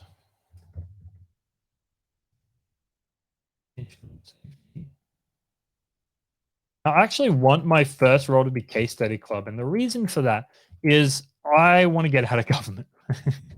Been in it too long. It's great in many ways. You know, the pay is pretty good. It's really stable. The pace is there. So I'm going to put my Case Study Club role first. I'm going to chuck maybe under here then. What would be next? We're going to go Think Place. That was not a very good role. Didn't actually get much done, but the name drop is pretty useful. And then last week we're going to do my This Is Doing role. Again, that was actually before this, but I want to emphasize private a little more. And then I'm going to do a total of 4 roles, and we'll do my department, education, skills, and employment. Government loves their acronyms. Okay, I'm going to put role underneath, and our goal here is content. We don't care about the design. If we like the design, we'll do that next time. I kind of have an idea of what I want in my head. The simpler the resume, the better. White spacing, great. I'm not going to do colors. I'll show you guys my old resume, actually. Just so you maybe have some context, but let's finish this. Put it in italics here, so senior designer. Lead business partner, why not? messaged me the other day and he was like, hey, if you're going for a design manager role, we could just change your role to design manager and you could just do that. And I'm like, oh, thank you. That's nice to know. Feels weird to do that, but I'll just keep it where we got. Executive designer. Fancy that, but didn't really mean much, ironically. Service designer, that was kind of my main role there. And festival organizer, let's do that. Now, you'll notice some of the roles where you're more solo, you kind of have some flexibility with role, especially if you're using it to kind of emphasize that you've done some work, it wasn't paid. Some people do that, but again, you know, don't outwardly lie. People will instantly figure you up, or don't lie in general. Don't just outwardly lie. Don't lie in general. People will notice. Number one things we recommend is whatever is on your resume, make sure it's also on your LinkedIn. People will cross-check them, so make sure they are in sync if possible. You know, because if they're not, that's an easy thing to call people out on. Yeah, cool. We've got our experience section set up. Let's check some dot points up here. Ocean AI, but Ben, quick question. Is it important to mention that it's if it's a remote role or if it's I never mention that unless asked. I don't see any point in it, and some people might disagree with that. You know, one of the hard things about job searching and portfolios is you'll find people that agree with us, and then you'll find people that disagree with us. So you're going to find conflicting opinions on many different things, and that's because the hiring process and what is emphasized differs company to company. What we've done is tried to extrapolate the kind of core concepts that generally seem to work across everything that all the people who have run roles through us have used. So just wanted to caveat that in terms of we recommend seeking feedback from diverse designers in the community. That's why our feedback focus is not on us giving you feedback. We do give you feedback, but a lot of different designers because the cross perspective is important. Sorry, you said, should you do remote roles or in person? I don't mention that unless I really need to. Not really sure. Why would, actually, I'm going to ask that. Why would you mention remote roles? Well, because for some companies, that may be something that they want to hire. Like they want to hire a remote designer. But if the designer doesn't have experience in remote, like working remotely, maybe that could be something they look at. But I don't know. It was more like out of like, should I mention where the company is located, or should I not mention because it doesn't really matter because I work with them remotely? So, you know, you could probably find a company where you might want to mention it, but generally speaking, I think experience trumps everything. If you have clear, good outcomes, or at least good written outcomes for your experience, then the goal of the resume isn't to get you hired. The goal is to get you in for an interview or to check out your portfolio. That's the goal of the resume. You don't need to say everything up front. You're going to have plenty of opportunities for them to ask questions more, to kind of clarify things. And resumes will also slightly change depending on your culture. Like, for example, it blows me away. I can't do it. I never do. But in a lot of, I believe, Eastern countries and a few of those, it's common to put like your university, your GPA, whether you're married on there, like a picture of you, exact location, all these extra details that, you know, for me in Australia, we would never add them. In fact, it's a bad thing to add them because you can then bias people. We've got laws against stereotyping. And so adding location on our resumes actually is a bad thing in many ways. Especially if you're applying for government, actually. It's even more important for that. You can't put a picture on your resume. That's pretty dangerous. So it does also, there's differing things there, but the common element across all of them is your experience. So that's why we hyper-focus on that. We recommend seeking a review from anyone in your local area, just in case. If you've got some cultural things there, it's always a good idea, like a friend, family member. Does that make sense? Does that help? Yeah, absolutely. not- Absolutely. Just I don't need to mention all of that, or at least like I haven't been asked that. here. Mm. I would expect maybe for locals here to China, they would probably ask that, or some companies, if they're like super local companies, they could ask that. But I haven't been asked that, so probably I'm just gonna skip that altogether. Yeah, it's kind of, you know, the less you say, the kind of more you say at the same time. Mhm. Like if they want to know, you can definitely tell them, but they're gonna have to get you in. So even if someone was remote, you know, it's if they want you remote, they're going to put it in the job role for one thing. But yeah, so I would recommend, you know, try not to add too much to it. If you've got amazing experience, everything else supports that. Or even if you don't have amazing experience, the goal is to kind of showcase that you know what you're doing. And you're going to have various roles that are going to be better at writing these outcome statements versus some roles that aren't. Yeah, okay. Is there any other questions? I can't see if there is. But we can work through them and then kind of go afterwards. Okay, we got 15 minutes, so that's okay. Let's do this. I might chuck some extra time on it. Actually, Anna was asking a question on the chat. What's the title of the Communities of Practice book you mentioned?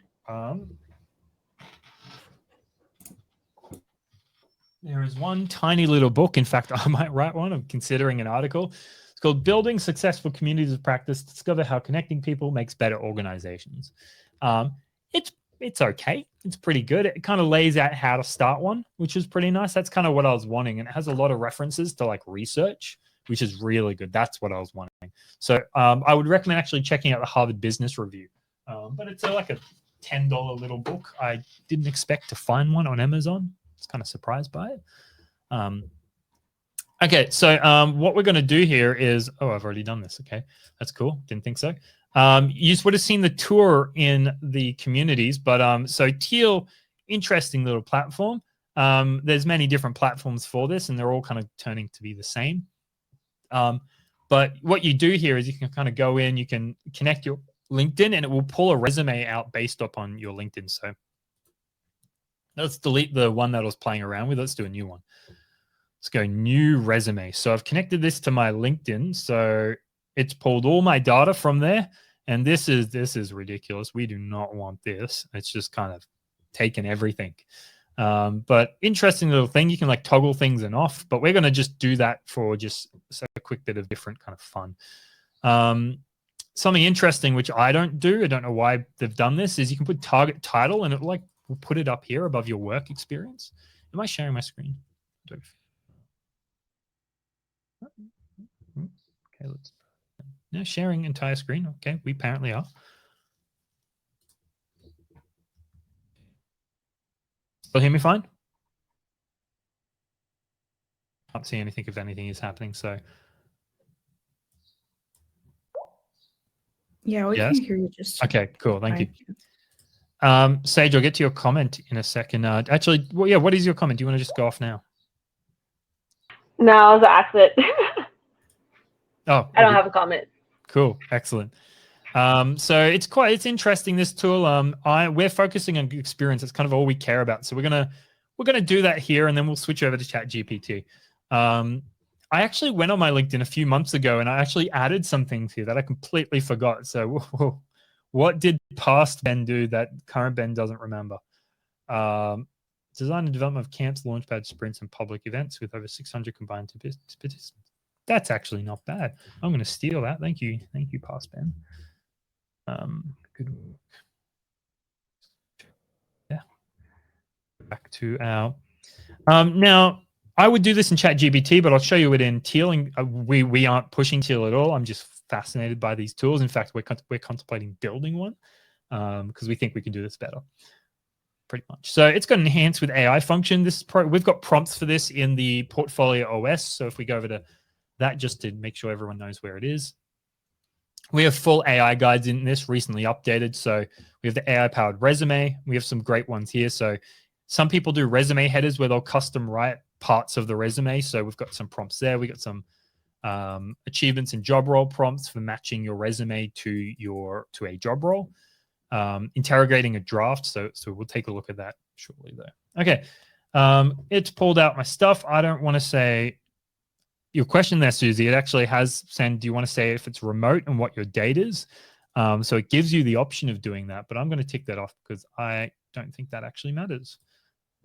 Good way to test this. Consider your resume and your portfolio a product. So what you can do is you can remove a ton of stuff, send it, and see if it works.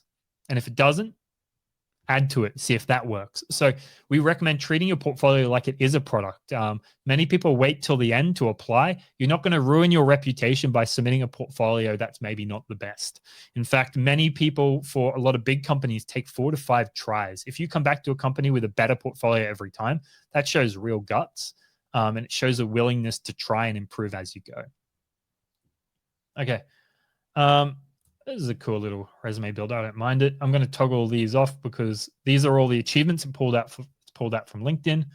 Oh yeah, I did some TEDx Canberra work, so we have our local TED Talks. I'm a communication advisor for my friend's company. I kind of help like once a year, but they put me down as a communication advisor. Whatever I can do to help, I guess. Technically help them. It's just like it's way less than part-time. It's not even casual at that rate. It's like I'm an advisor. I guess that makes sense. There's this is doing role. I think I went through some of these earlier on, so you are seeing some pre-prep, but you can see management and leadership of a remote team for training, development, and marketing. Not very specific there. I'm probably not going to enhance that actually, because I'm going for a senior role. So I've at least mentioned management and leadership. Cool. Tick that box. We're good. We've got at least one with some numbers in it. I would consider that good. So more of when it comes to the numbers and XYZ formula, all of that sort of thing, consider we want a strong role and having some metrics in it, doing some of the keywords that are common to the job roles we're targeting will help. We also don't want them too long as well. So design and implemented internal project and knowledge management system, including guides, tutorials, standards. Kind of don't like that. I'm just going to, you can toggle these on and off and it will just regenerate the resume on the fly. So that's kind of cool. This one's pretty bad. If we take a look, that's the think place. It just said proposal writing for clients. That's not very good. Usability testing. Let's see what AI has to say about this. So what it's done is I've told it what job title I want to go for, and it's using that as a prompt to redo this part of the resume. Okay, 3 options on the way. Okay, design and ran user tests on client platform resulting. I don't think we had client satisfaction. Task time completion. We didn't really improve it. We just didn't audit. So I'm gonna reject all of these and try and add to this. So what we did is we identified, say, 5 core insights blocking the platform's use. I'm keeping it generic right now because this was a client. I don't think I can actually set, so I'm going to keep it generic. I can set on call. Probably doesn't matter that much. We did like a biosecurity portal. So, okay, something a bit better here. Yeah, it's okay. I don't think we're going to get metrics out of this, but I do remember the costing. So we were paid like 40 grand for this. The company was, and it was split across 2 to 3 people. So I'm actually probably just going to keep this. So I think it's not great, but it's better now. Proposal writing. So it's not really relevant to my current role.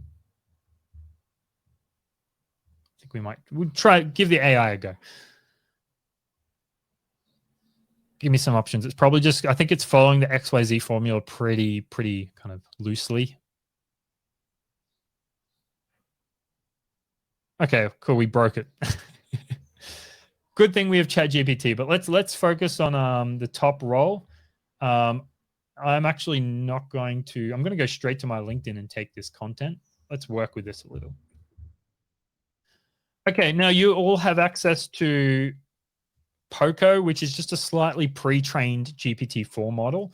Unfortunately, you do need a subscription for this. We wanted to make it available for free, and we're actually working on that right now, trying to have your own version of this that you can just work from. But let's use POCO here. I am going to try and do some cheat stuff here. Oh, maybe we won't. We'll leave this here. We're going to hyper focus on our XYZ formula. We don't have that much longer. Okay, Poco. I want to refine a role on my resume. I'm going to give you that role and information. Help me make it good. You should reference. Now, the great thing about Portfolio OS is I highly recommend using the content with AI, and I'll show you what I mean. I want Poco, it should know already, but if you're using a different AI model like 3.5, which is free, you can do the same thing I'm about to do. So I'm going to open up the resume lab, actually the winning resume, that we'll go with that one. Highlighting your accomplishments. I'm now going to take all of this content. I want Poco to know what good looks like. So you should reference this guide on what good resume achievements look like. Copy and paste. Let's see how it does. I hope I didn't break it. Okay, no, we're good. We're good. Okay, it's going to give me a preamble. Please provide me with a role and some information about your achievements. Projects you worked on, quantified results, revenue, and the specific actions you took. Okay, let's go back to our Notion. Where's our project audit lab? Here we go. Let's start with the design system. That's the most important one. Honestly, it's like the biggest. Everything else is kind of secondary. So this is probably the biggest thing I've done in that role. Here's some of my role achievements. Dump that in. Just grab maybe the branch planning day as well. Let's do that.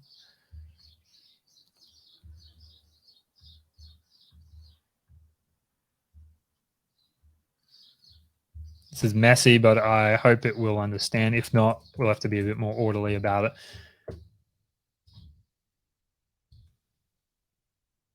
Facilitation day.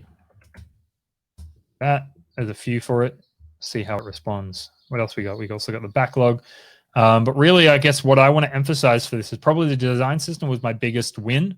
I also want to emphasize like the mentorship and the training. So if we just do the design system one, I think that's going to be good enough. That's something a bit tangible.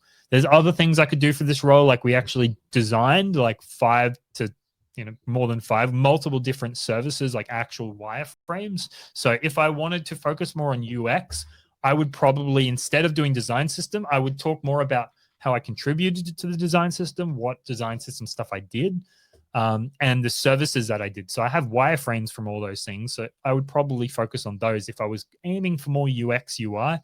If I was doing user research, I probably would have focused more on the documentation of the design system as well as the actual user research itself. Okay. Oh, it's picked up on the okay, good, and great that we gave in the examples. Let's take a look. What do we got? Thanks for sharing your achievements. Let's apply the XYZ formula to transform them into resume bullet points. Okay, so the design system, we had built the first design system comprising 30 components.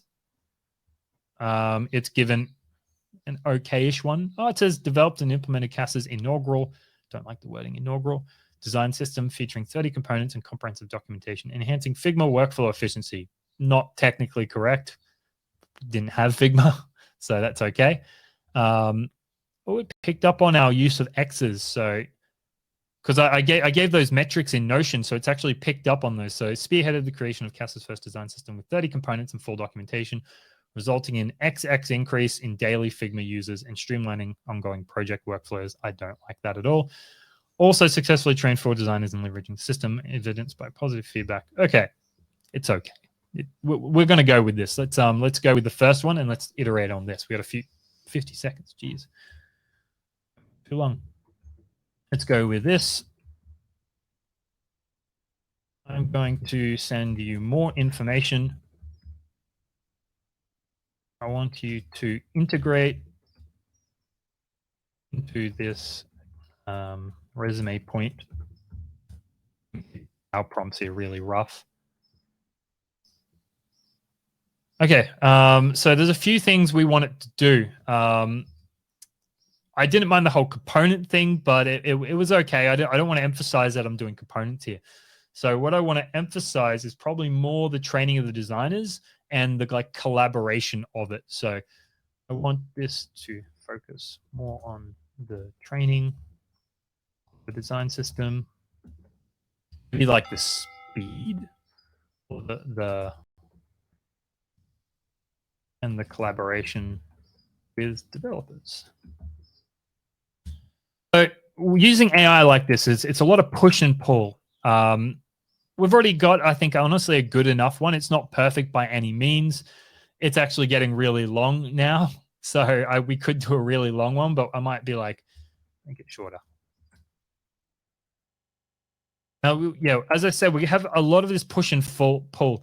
Our goal isn't to have a perfect point here. It's to have something that kind of tackles most of the areas of emphasis we want and at least puts some kind of numbers in this game. The minute you're specific, the minute it's way more trustworthy, way more reputable.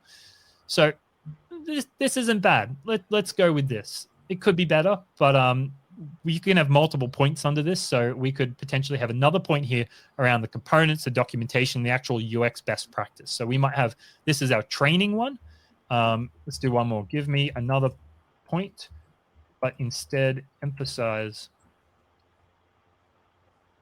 the components built, and then we'll go into kind of question and chat time. What else? Let's see, components built, services done with the design system. Maybe we want to bring that UX UI back in. So let's go for 40 components built.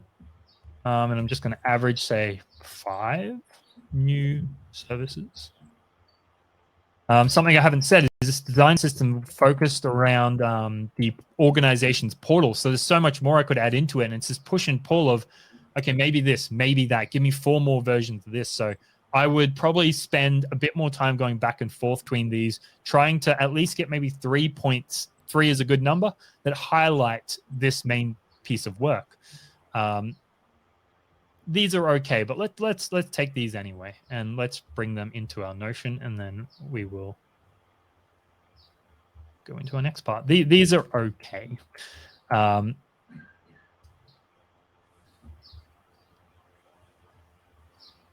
Let's grab the other one too. These definitely have way more overlap, and we don't want that, but it is, again, push and pull.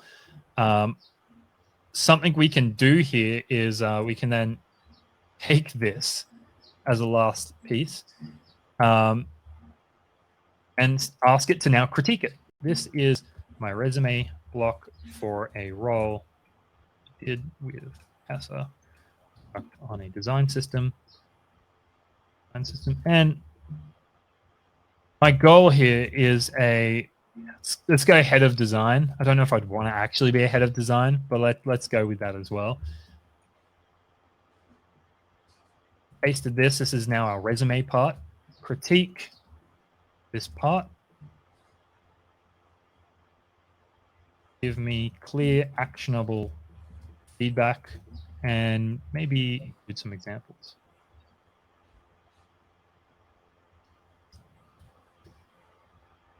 Okay. Yeah, it's given me some information. It's kind of said I could ask it, what should I focus on for the head of design role?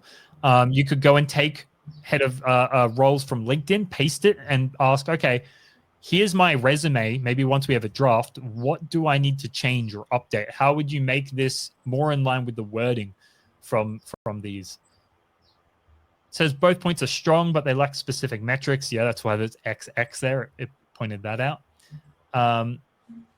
I emphasized a lot of what I did. So it said that maybe a bit of the broader impact on design strategy should be done. That's a pretty good pickup. It really should be. I haven't really talked about the impact the design system had on the organization.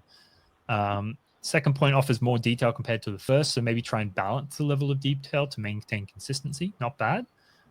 Tie your achievements more to business outcomes. One thing missing from this is I haven't really highlighted much of the business outcome.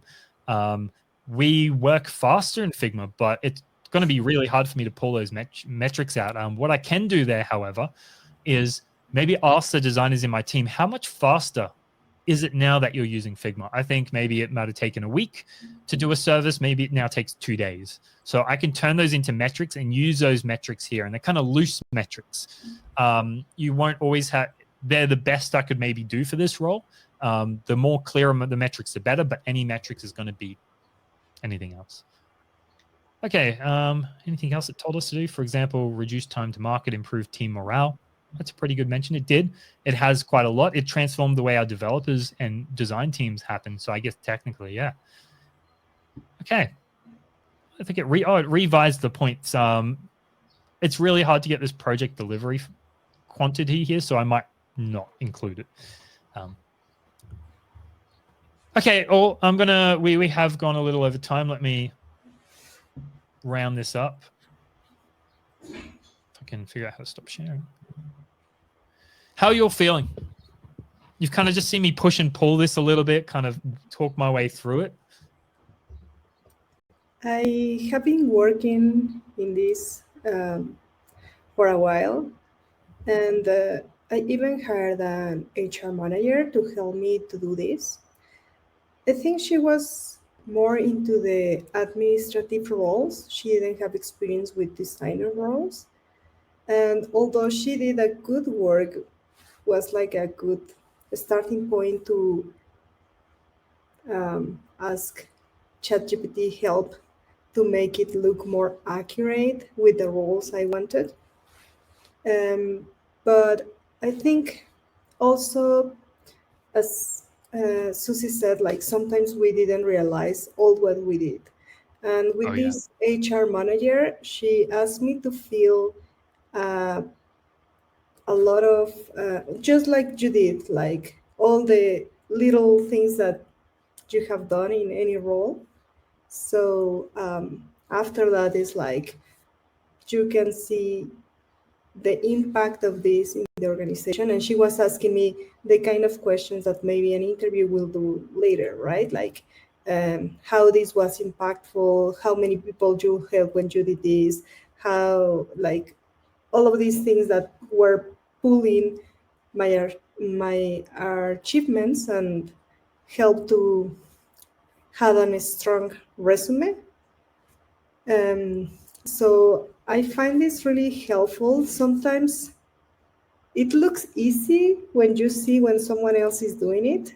Doesn't feel easy on my side. I'm like, oh, this isn't as good as it could be. Because when you try to do it by yourself, I think that it's we hard. judge ourselves so much. So it's like, no, this is not important. No, this is not important. Or this is not as impactful or whatever.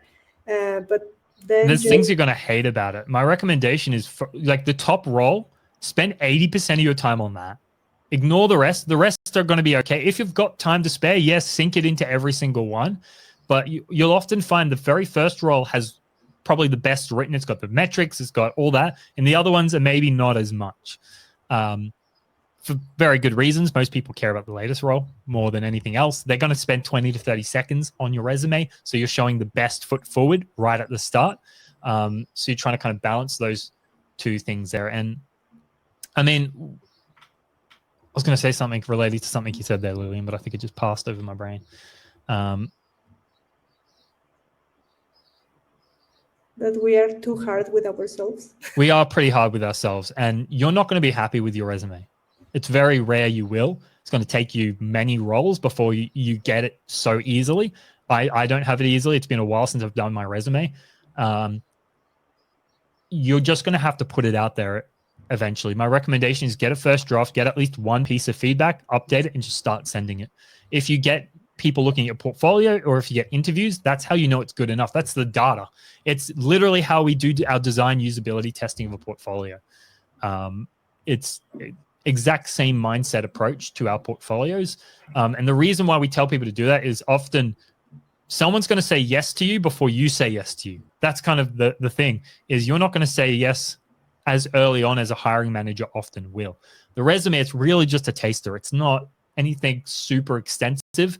I'm trying to put numbers in here just so, because my role that I'm aiming for, they really like numbers for one thing.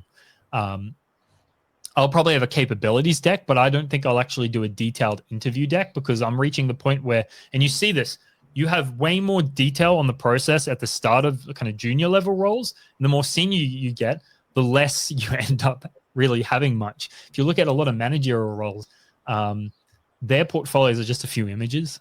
CJ, for example, he has a resume, he has a short slide deck that's like a few slides long. That's it. It's just a discussion.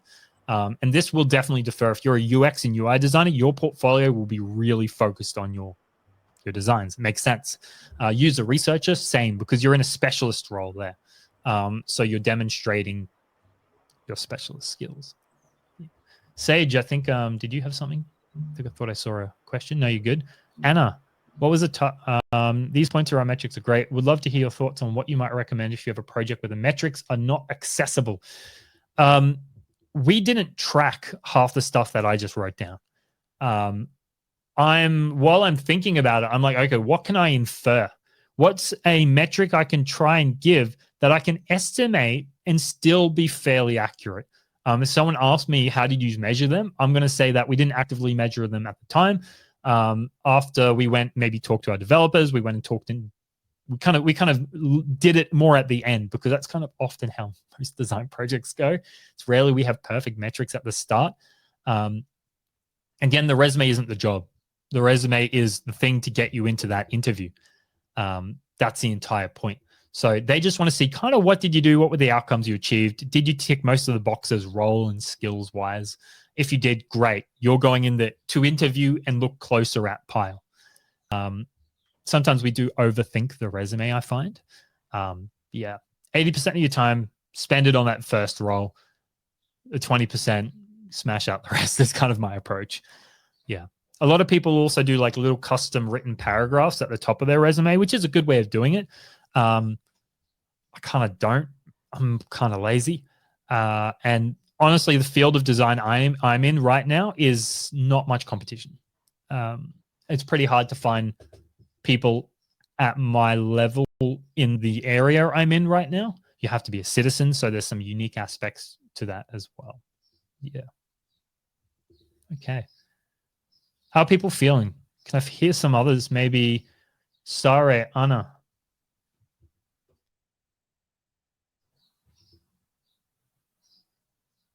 No. What we could do is Lillian. Maybe we could work through one of yours. Who wants to see Lillian's resume? Can we see your resume, Lillian? Is that okay? Right. Yeah, you okay to show that? I would love to see. Let's maybe take a look at someone that's not mine. Take the pressure off me a little. Yeah, I think I can share it from. So I'm like, can I get a draft by the end of this call? I hope I can. I'm not sure now. But we'll give it a go.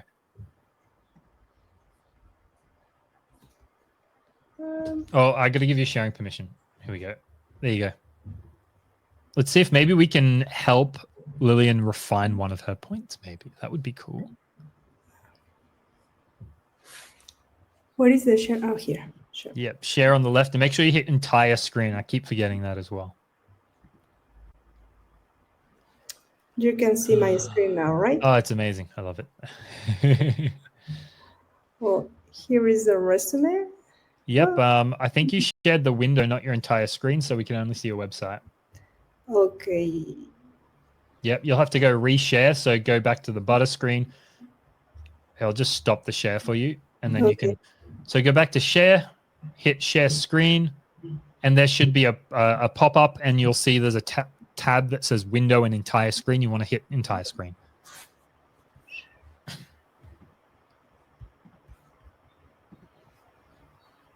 Yeah, there we go. Gold. So this is here. For a reason it is not found. So let me check the link. Ooh, Webflow.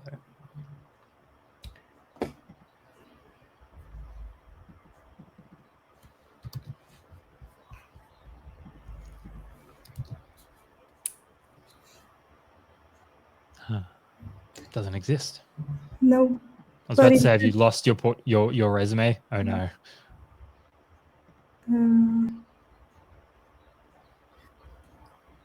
Ooh, I see you've got a few different ones there.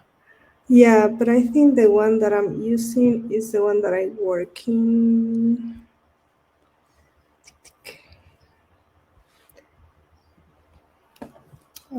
Product. Oh. Maybe it will be faster here. It's gonna be like, I hope you haven't lost it. I've done that before. It's the most annoying thing ever. I think it's this one.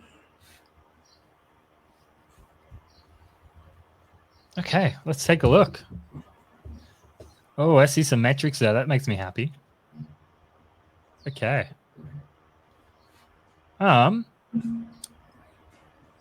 See, what do we got? You've got UX designer contract with Vancouver, Vancouver 0121 to present. Giving a little brief description of the role there. That's pretty good. And I think I've seen your resume before. I think we've been through your resume before, if I remember correctly. So Carnival de Sol, I remember this. I remember your resume, Lillian, and your portfolio. You've got some good things here by the look of it. Conducted a workshop for C-Sol promotion, resulting in a 23% sales increase through a holistic digital media strategy, including newsletters, Google Ads, and website enhancements. Now, I want to ask Lillian, how did you get the 23%? Did you just measure it? Yes, we compared the sales that happened in 2022 versus the sales that we got in 2023. So this data was shared by the marketing team. That's great. Great. Same for the rest of it. And I see your second one. So I think this balance of at least getting a metric in one place somewhere is kind of highlighted here.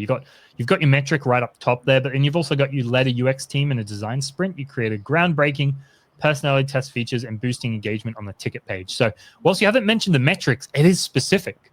It's the UX team that you did design sprints, that you created this personality test feature, and that it boosted engagement on the ticket page. Sometimes we don't have those metrics, but being specific is sometimes really strong as well. So if you don't have the metrics, then how specific can you be?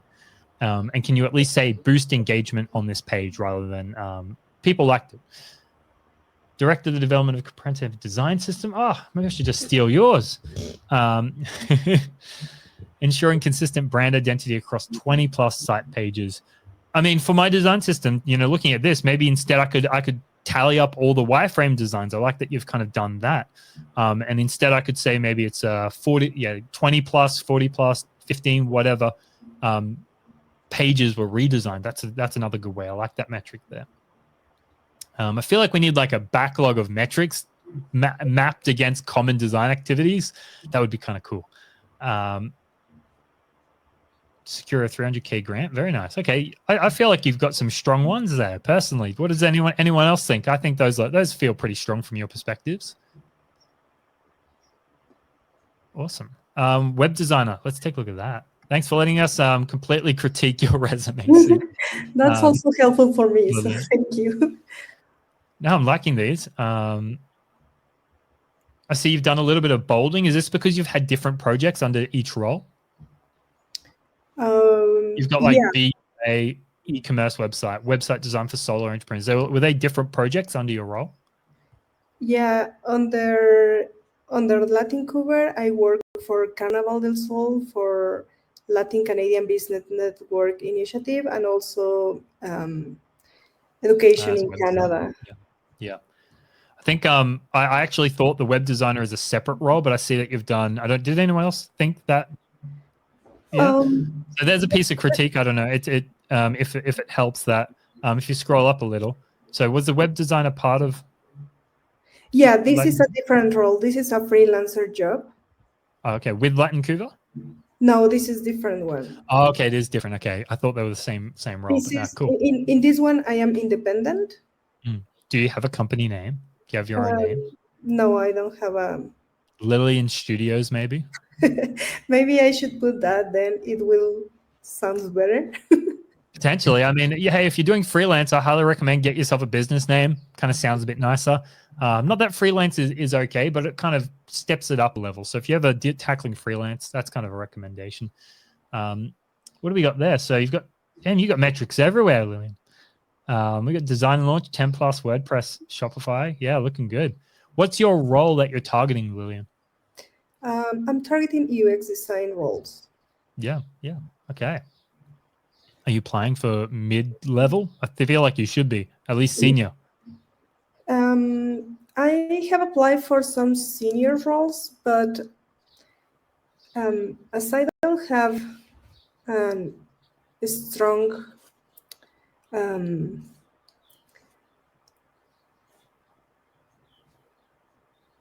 how to say it? I have done a lot of product design, but physical product design, not digital one. And each time that I have applied for these senior positions, they said like, oh yes, but how many years of experience do you have in digital design? So I think that makes me lose some points with them. So right now I'm looking for junior and intermediate roles. Definitely. I I feel like, Lillian, that you have an amazing resume here and you have amazing background. Like these metrics are really good to have, and at least mid-level. I agree, Sage, that I think people might think you're overqualified for junior. Just going to say that there. And it's also hard. I know you and I have talked before as well, because I think you're applying outside of your country, aren't you? Is that right? Yeah. Yeah. And where are you now? You're Vancouver? In Vancouver, yeah. Yeah. So I know, like, I think you and I talked about like English and all of that being a challenge as well. Does that come into this? I mean, your English is fine, in my opinion. I feel that I can communicate correctly, but some points when I don't find the correct word, then I got nervous and it's hard for me to move forward in the conversation. Very much. Yeah. I was asking Susie about, because I'm guessing you need a translator, right? Because you're in China, Susie. So I think you've got a translator. That must be a whole experience in itself. And I remember talking with, I think, a few of you guys around. It's really hard to, it's hard to feel confident, especially when you're not speaking your native language. And I remember that, I think it was from the TV show Modern Family, and I think it was one of them. But she was like, "You don't realize how smart I sound in Spanish." Yeah. I think was the Gloria. She was like, yeah, and I think I've talked to a few designers around. It can be really hard on that side of things. But your resume is at least mid-tier, I would say. You have a lot of great metrics, a lot of great outcomes. So I just want to say that. Are you getting interviews at all? Not right now. That's why I'm working on my portfolio, because I feel that when I put my resume in the job analytics or these kind of helpers that help me to track if my resume fits with the job description, it gives me good rankings. But then what I'm doing now, it's working on my case studies to make them stronger, because I feel that is like the weak part of my when I present myself in the applications. That's kind of where it kind of falls short. Yeah. I mean, this seems like definitely a very strong resume. And normally if you're not getting interviews, then it does show there's kind of two options. And as you've identified, either the portfolio initial strength isn't kind of there. So if they're looking at your portfolio, if you're mainly using a website, and we recommend starting with the slide deck, as everyone does, chuck some metric trackers on it to see, are people accessing it. So if they get your resume, but no one accesses your portfolio, then okay, there's a disconnect here. And it's either your resume or there's a disconnect between your level of role and what you're applying for. And so when you go through this process, you're looking for those small clues along the way, and doing through automated testing, showcasing your work like this. We've just given you, we think you're mid-tier and above at least. Those small clues are going to indicate where maybe your efforts are best spent. Okay, thank you for sharing, Lillian. We are I think we're pretty much over time, aren't we? Those Pomodoro timers didn't work out very well. But I think we had some good chats. I really wanted to go through that. And now, okay, well, me for resume, I said I was meant to send my resume tomorrow. Whether that's going to happen at this rate. my level of roles are definitely at this point not clear. You can see that they're good, but the way my approach is probably going to turn to this is what I'm going to have to do is kind of rebuild this whole thing. Most of my time is probably going to have to be spent on those. I actually like the ones I had on LinkedIn. I tried to keep them like a single sentence and like, okay, that's good enough. 4 sentences on my role that have numbers that talk to the outcomes are going to be good enough. The XYZ formula is a good starting point, but my best recommendation is keep them short, keep them quick and simple. If you've got some metrics in there, great. Just to kind of tie this off so you guys know where we're finishing here, and then I'll get some feedback from you guys on whether we should continue or not with this, or if I should just sit alone in the dark and do it myself. Okay. So I think we left off. We're not going to do any more. We'll kind of close up here. Authority. Yeah, these were okay. And if we went back to my LinkedIn, actually, I kind of prefer them. I did them blasé on the kind of last moment as I went. So as I was doing my role, I actually kind of went in and did some of these. So actually, no, these are terrible. Never mind. The case study club, were those the good ones? Oh, okay. I swear there were better ones on here. Maybe that was just in the Teal. Was it just Teal that had it? Oh, yeah, Teal's got good ones on here. Don't know what was happening there. Is supposed to Oh, there we go. automatically put this in LinkedIn? Yeah, it just takes it from LinkedIn and automatically formats it into like a resume here. And they have some good prompts. So what I would do here, my next steps here would be I need to get a bit more out of my head around the stuff that I've done. So what I would do here is there's 2 folds I'll just give you guys. So ChatGPT is great, but it's not really going to be good at honing the resume writing down.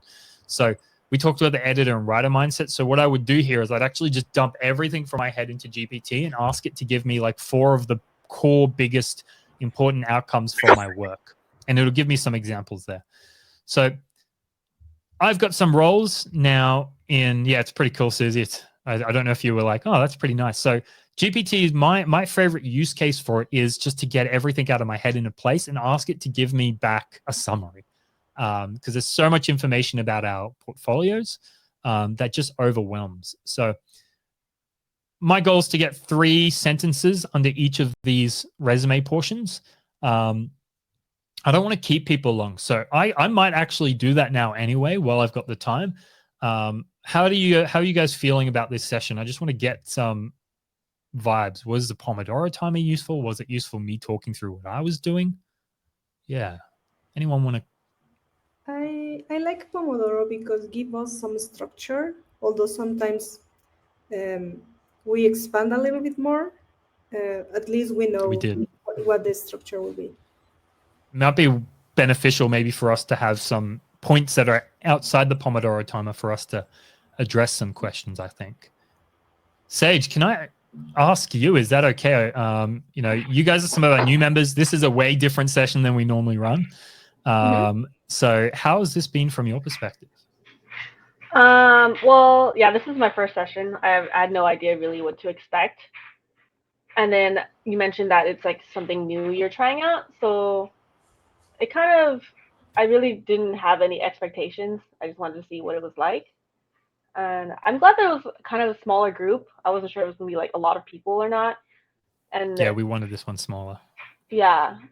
And I think it was a good mix of you doing your work, but also asking us questions and like creating a bit of conversation. It does keep me engaged. There was like a point, I think I'm not as interested in AI stuff, so my brain just started drifting off. But besides that, it was pretty interesting. Yeah, AI is vaguely useful. It all depends on, of course, how you use it. For me, I like speaking. So if instead because if the app has like a conversational interface, so for me, I would spend like half an hour just talking to it about my project and then come back and be like, okay, what did I say? Please remind me. The way this would work for the future. So here's what we're considering. So I personally have to go through this proper resume and finalize this. I also need to build a capabilities deck. based off the resume. So the resume is a starting point. Then that's going to transform into the capabilities deck with 1-pager case studies. I might actually finish there, but probably a website. Going to need a website. There's a few things there going on, and then maybe a deeper slide deck. So I'm going to have to do that over probably about 6 to 8 weeks. Now, the idea behind this was that we stream pretty much this. I kind of like how this is right now, honestly. And they have Pomodoro timers and talk through each of the points. And maybe even have a section where we can all get feedback on our own stuff. I think that would make this more valuable if we have a goal at the end to maybe split off into a few people. I can hear myself. Sorry, I just muted you. Where we split off and actually get some feedback. Do you want us to continue doing that? Would you like that? That's my question. See how it goes. We can always quit midway. It's definitely kind of nice having you guys on. It's less lonely. Can definitely tell and it's good to see someone else doing it, because just like Lily said, like I agree with you. When you see someone else doing it, it feels a little easier. When you're doing it yourself, it's like, what do I say? Like, when do I even begin? But then when you see someone else doing it, you're like, oh, there's ideas, and I can get some beats that I could like copy paste on my own, and then just like name the things from my own experience, right? Which Cool. I think it's like, I think the next times what we might do is we're going to do this way more structured. So I think at the start, I'm going to set a goal for that session, and we'll have an outcome for that session. Probably get ones from everyone on the call as well. We'll do the Pomodoro timers and maybe chuck an extra 15 minutes at different points for us to question things. And then we'll have a group review at the end. Yeah, I think that would be a nice way of doing it. What do you think? Cool. They'll probably go for, I think 1.5 hours is probably 1 hour is a bit too short. You can do an hour. We'll see how we go. I'll schedule it for the same length we've got, and we'll probably do another one next week, same time. I'll get way more sleep next time. I got back at 11 p.m. last night, and then this was at 6 a.m. my time, but I got plenty of sleep there. Okay, I want to answer a few questions. Then what I'm going to do is I'm going to chuck another timer on, and I'm going to blast it for 15 minutes to try and get every role with at least something in it over 15 minutes. So those who want to stick around, feel free. But thank you so much for joining this kind of experimental session. I wanted to stream this, but I couldn't figure out how to stream it. That was way more complex than I thought it would be. So maybe we'll give it a go next time, but we will record these. And I want them to be really raw. So I want you guys to see me in pain, pretty much is what I'm saying. Thank you, Lillian, for joining in. Sage, I'm not going to interrogate you around AI here. I think I used it a little bit for 6 months. It's very specific use case for me. It was really, I think it's really good for dumping information and then helping synthesize it into something manageable. That's probably my use case for it. It's been great for transcripts, actually. We feed it transcripts of every interview we do and then build the article using that. Yeah, interesting use cases. Yeah, Ooh. I think for certain use cases, it can be useful, but coming from like a high interest or like background of traditional arts, and like I know a lot of people who are like painters and people who are artists that post their work online. The type of people who are pro AI is not really the kind of person that I really want to talk to, but that's like different from using ChatGPT for like your resume, right? But it kind of makes me a little uncomfortable where it's at right now, and like what people are using AI for things that like they're trying to replace like human creativity. Yeah, so it's definitely an interesting area. My friend, he works in ethics, and so it's fascinating from an ethics perspective. I see like pros and cons on both sides. Like, for example, GPT, and an area I'd never thought it was amazing for has been for people with anxiety. It's been incredible for them, like especially for the job hunting process. I've taught a few of my friends how to do like cover letter generations, that sort of thing.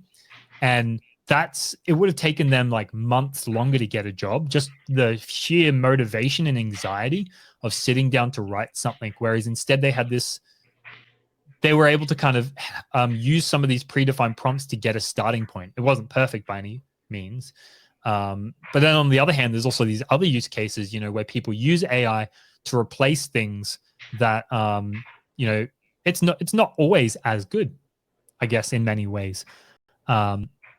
I've used image generated tools for very specific reasons. Like it's fascinating, the use cases of it. There are things that I would still have to go hire a designer to do because it can't really do it very well. Like I think I use it for generating images for my articles on Medium. That's a very specific use case because I need like some generic cover that kind of talks about the idea, maybe looks cool, and that's it. That's all I need. Yeah, it's interesting. I would love to chat sometime around that. You don't have to. I'm not going to make you uncomfortable there. We use GPT here in the sense that we actually set it up. We fed it all of our data. So if you ever need like portfolio recommendations, we have our canvases. You can ask it to walk you through the canvas when we're not there, and it will. We're trying to use GPT right now as we can't be around 24/7, so we're trying to give something that is at least a bit. Maybe it's not as good as us, obviously, but it can at least help people when they're alone. Yeah, it's an interesting use case that. Yeah, I definitely would try for like this resume building exercise. I'll give it a shot for sure. It's okay at it. Yeah, take it it with needs a grain regulation. Of salt, of yeah, in terms of it's a new technology and with everything, it just needs like regulation, but that takes time to develop because we don't really know exactly what we're working with, and things will be different in like a year or two even. Oh yeah, it's moving fast. It's we had generative AI for writers with Yuval last week. That talk's being posted soon. It's interesting his stance on it. I recommend giving it a watch if you're intrigued by that sort of thing. He would showcase how he would use it, and he was kind of showcasing some industry related things. It was really fascinating. Is this on YouTube or? It'll be on the community soon. It's like part of. Yeah, we just had him on last week. So that's hopefully going to be useful. Sorry. I'll watch it. I noticed you were off mic. Did you have something you wanted to add? Yeah, I mean, I lost a good 45 minutes of the session. I had to deal with some things at work. But I'm absolutely up for a debate on AI. I encourage, if you guys want to have hard conversations and you like to explore that thing, some people are very uncomfortable by it. I love the idea of everyone just like pushing each other's buttons a little. Kind of makes me happy. In a good way, in a we're all compassionate and love each other sort of way. If anyone ever wants to do that, it'd be so interesting. I have a friend who works in design futures. Awesome dude. It'd be cool to have him on. I'd love to see what he does. But yeah, anyway, so let's get back to the resume thing. If you guys want to ever do something like that, Sage, not pushing you there. Completely okay. You do you.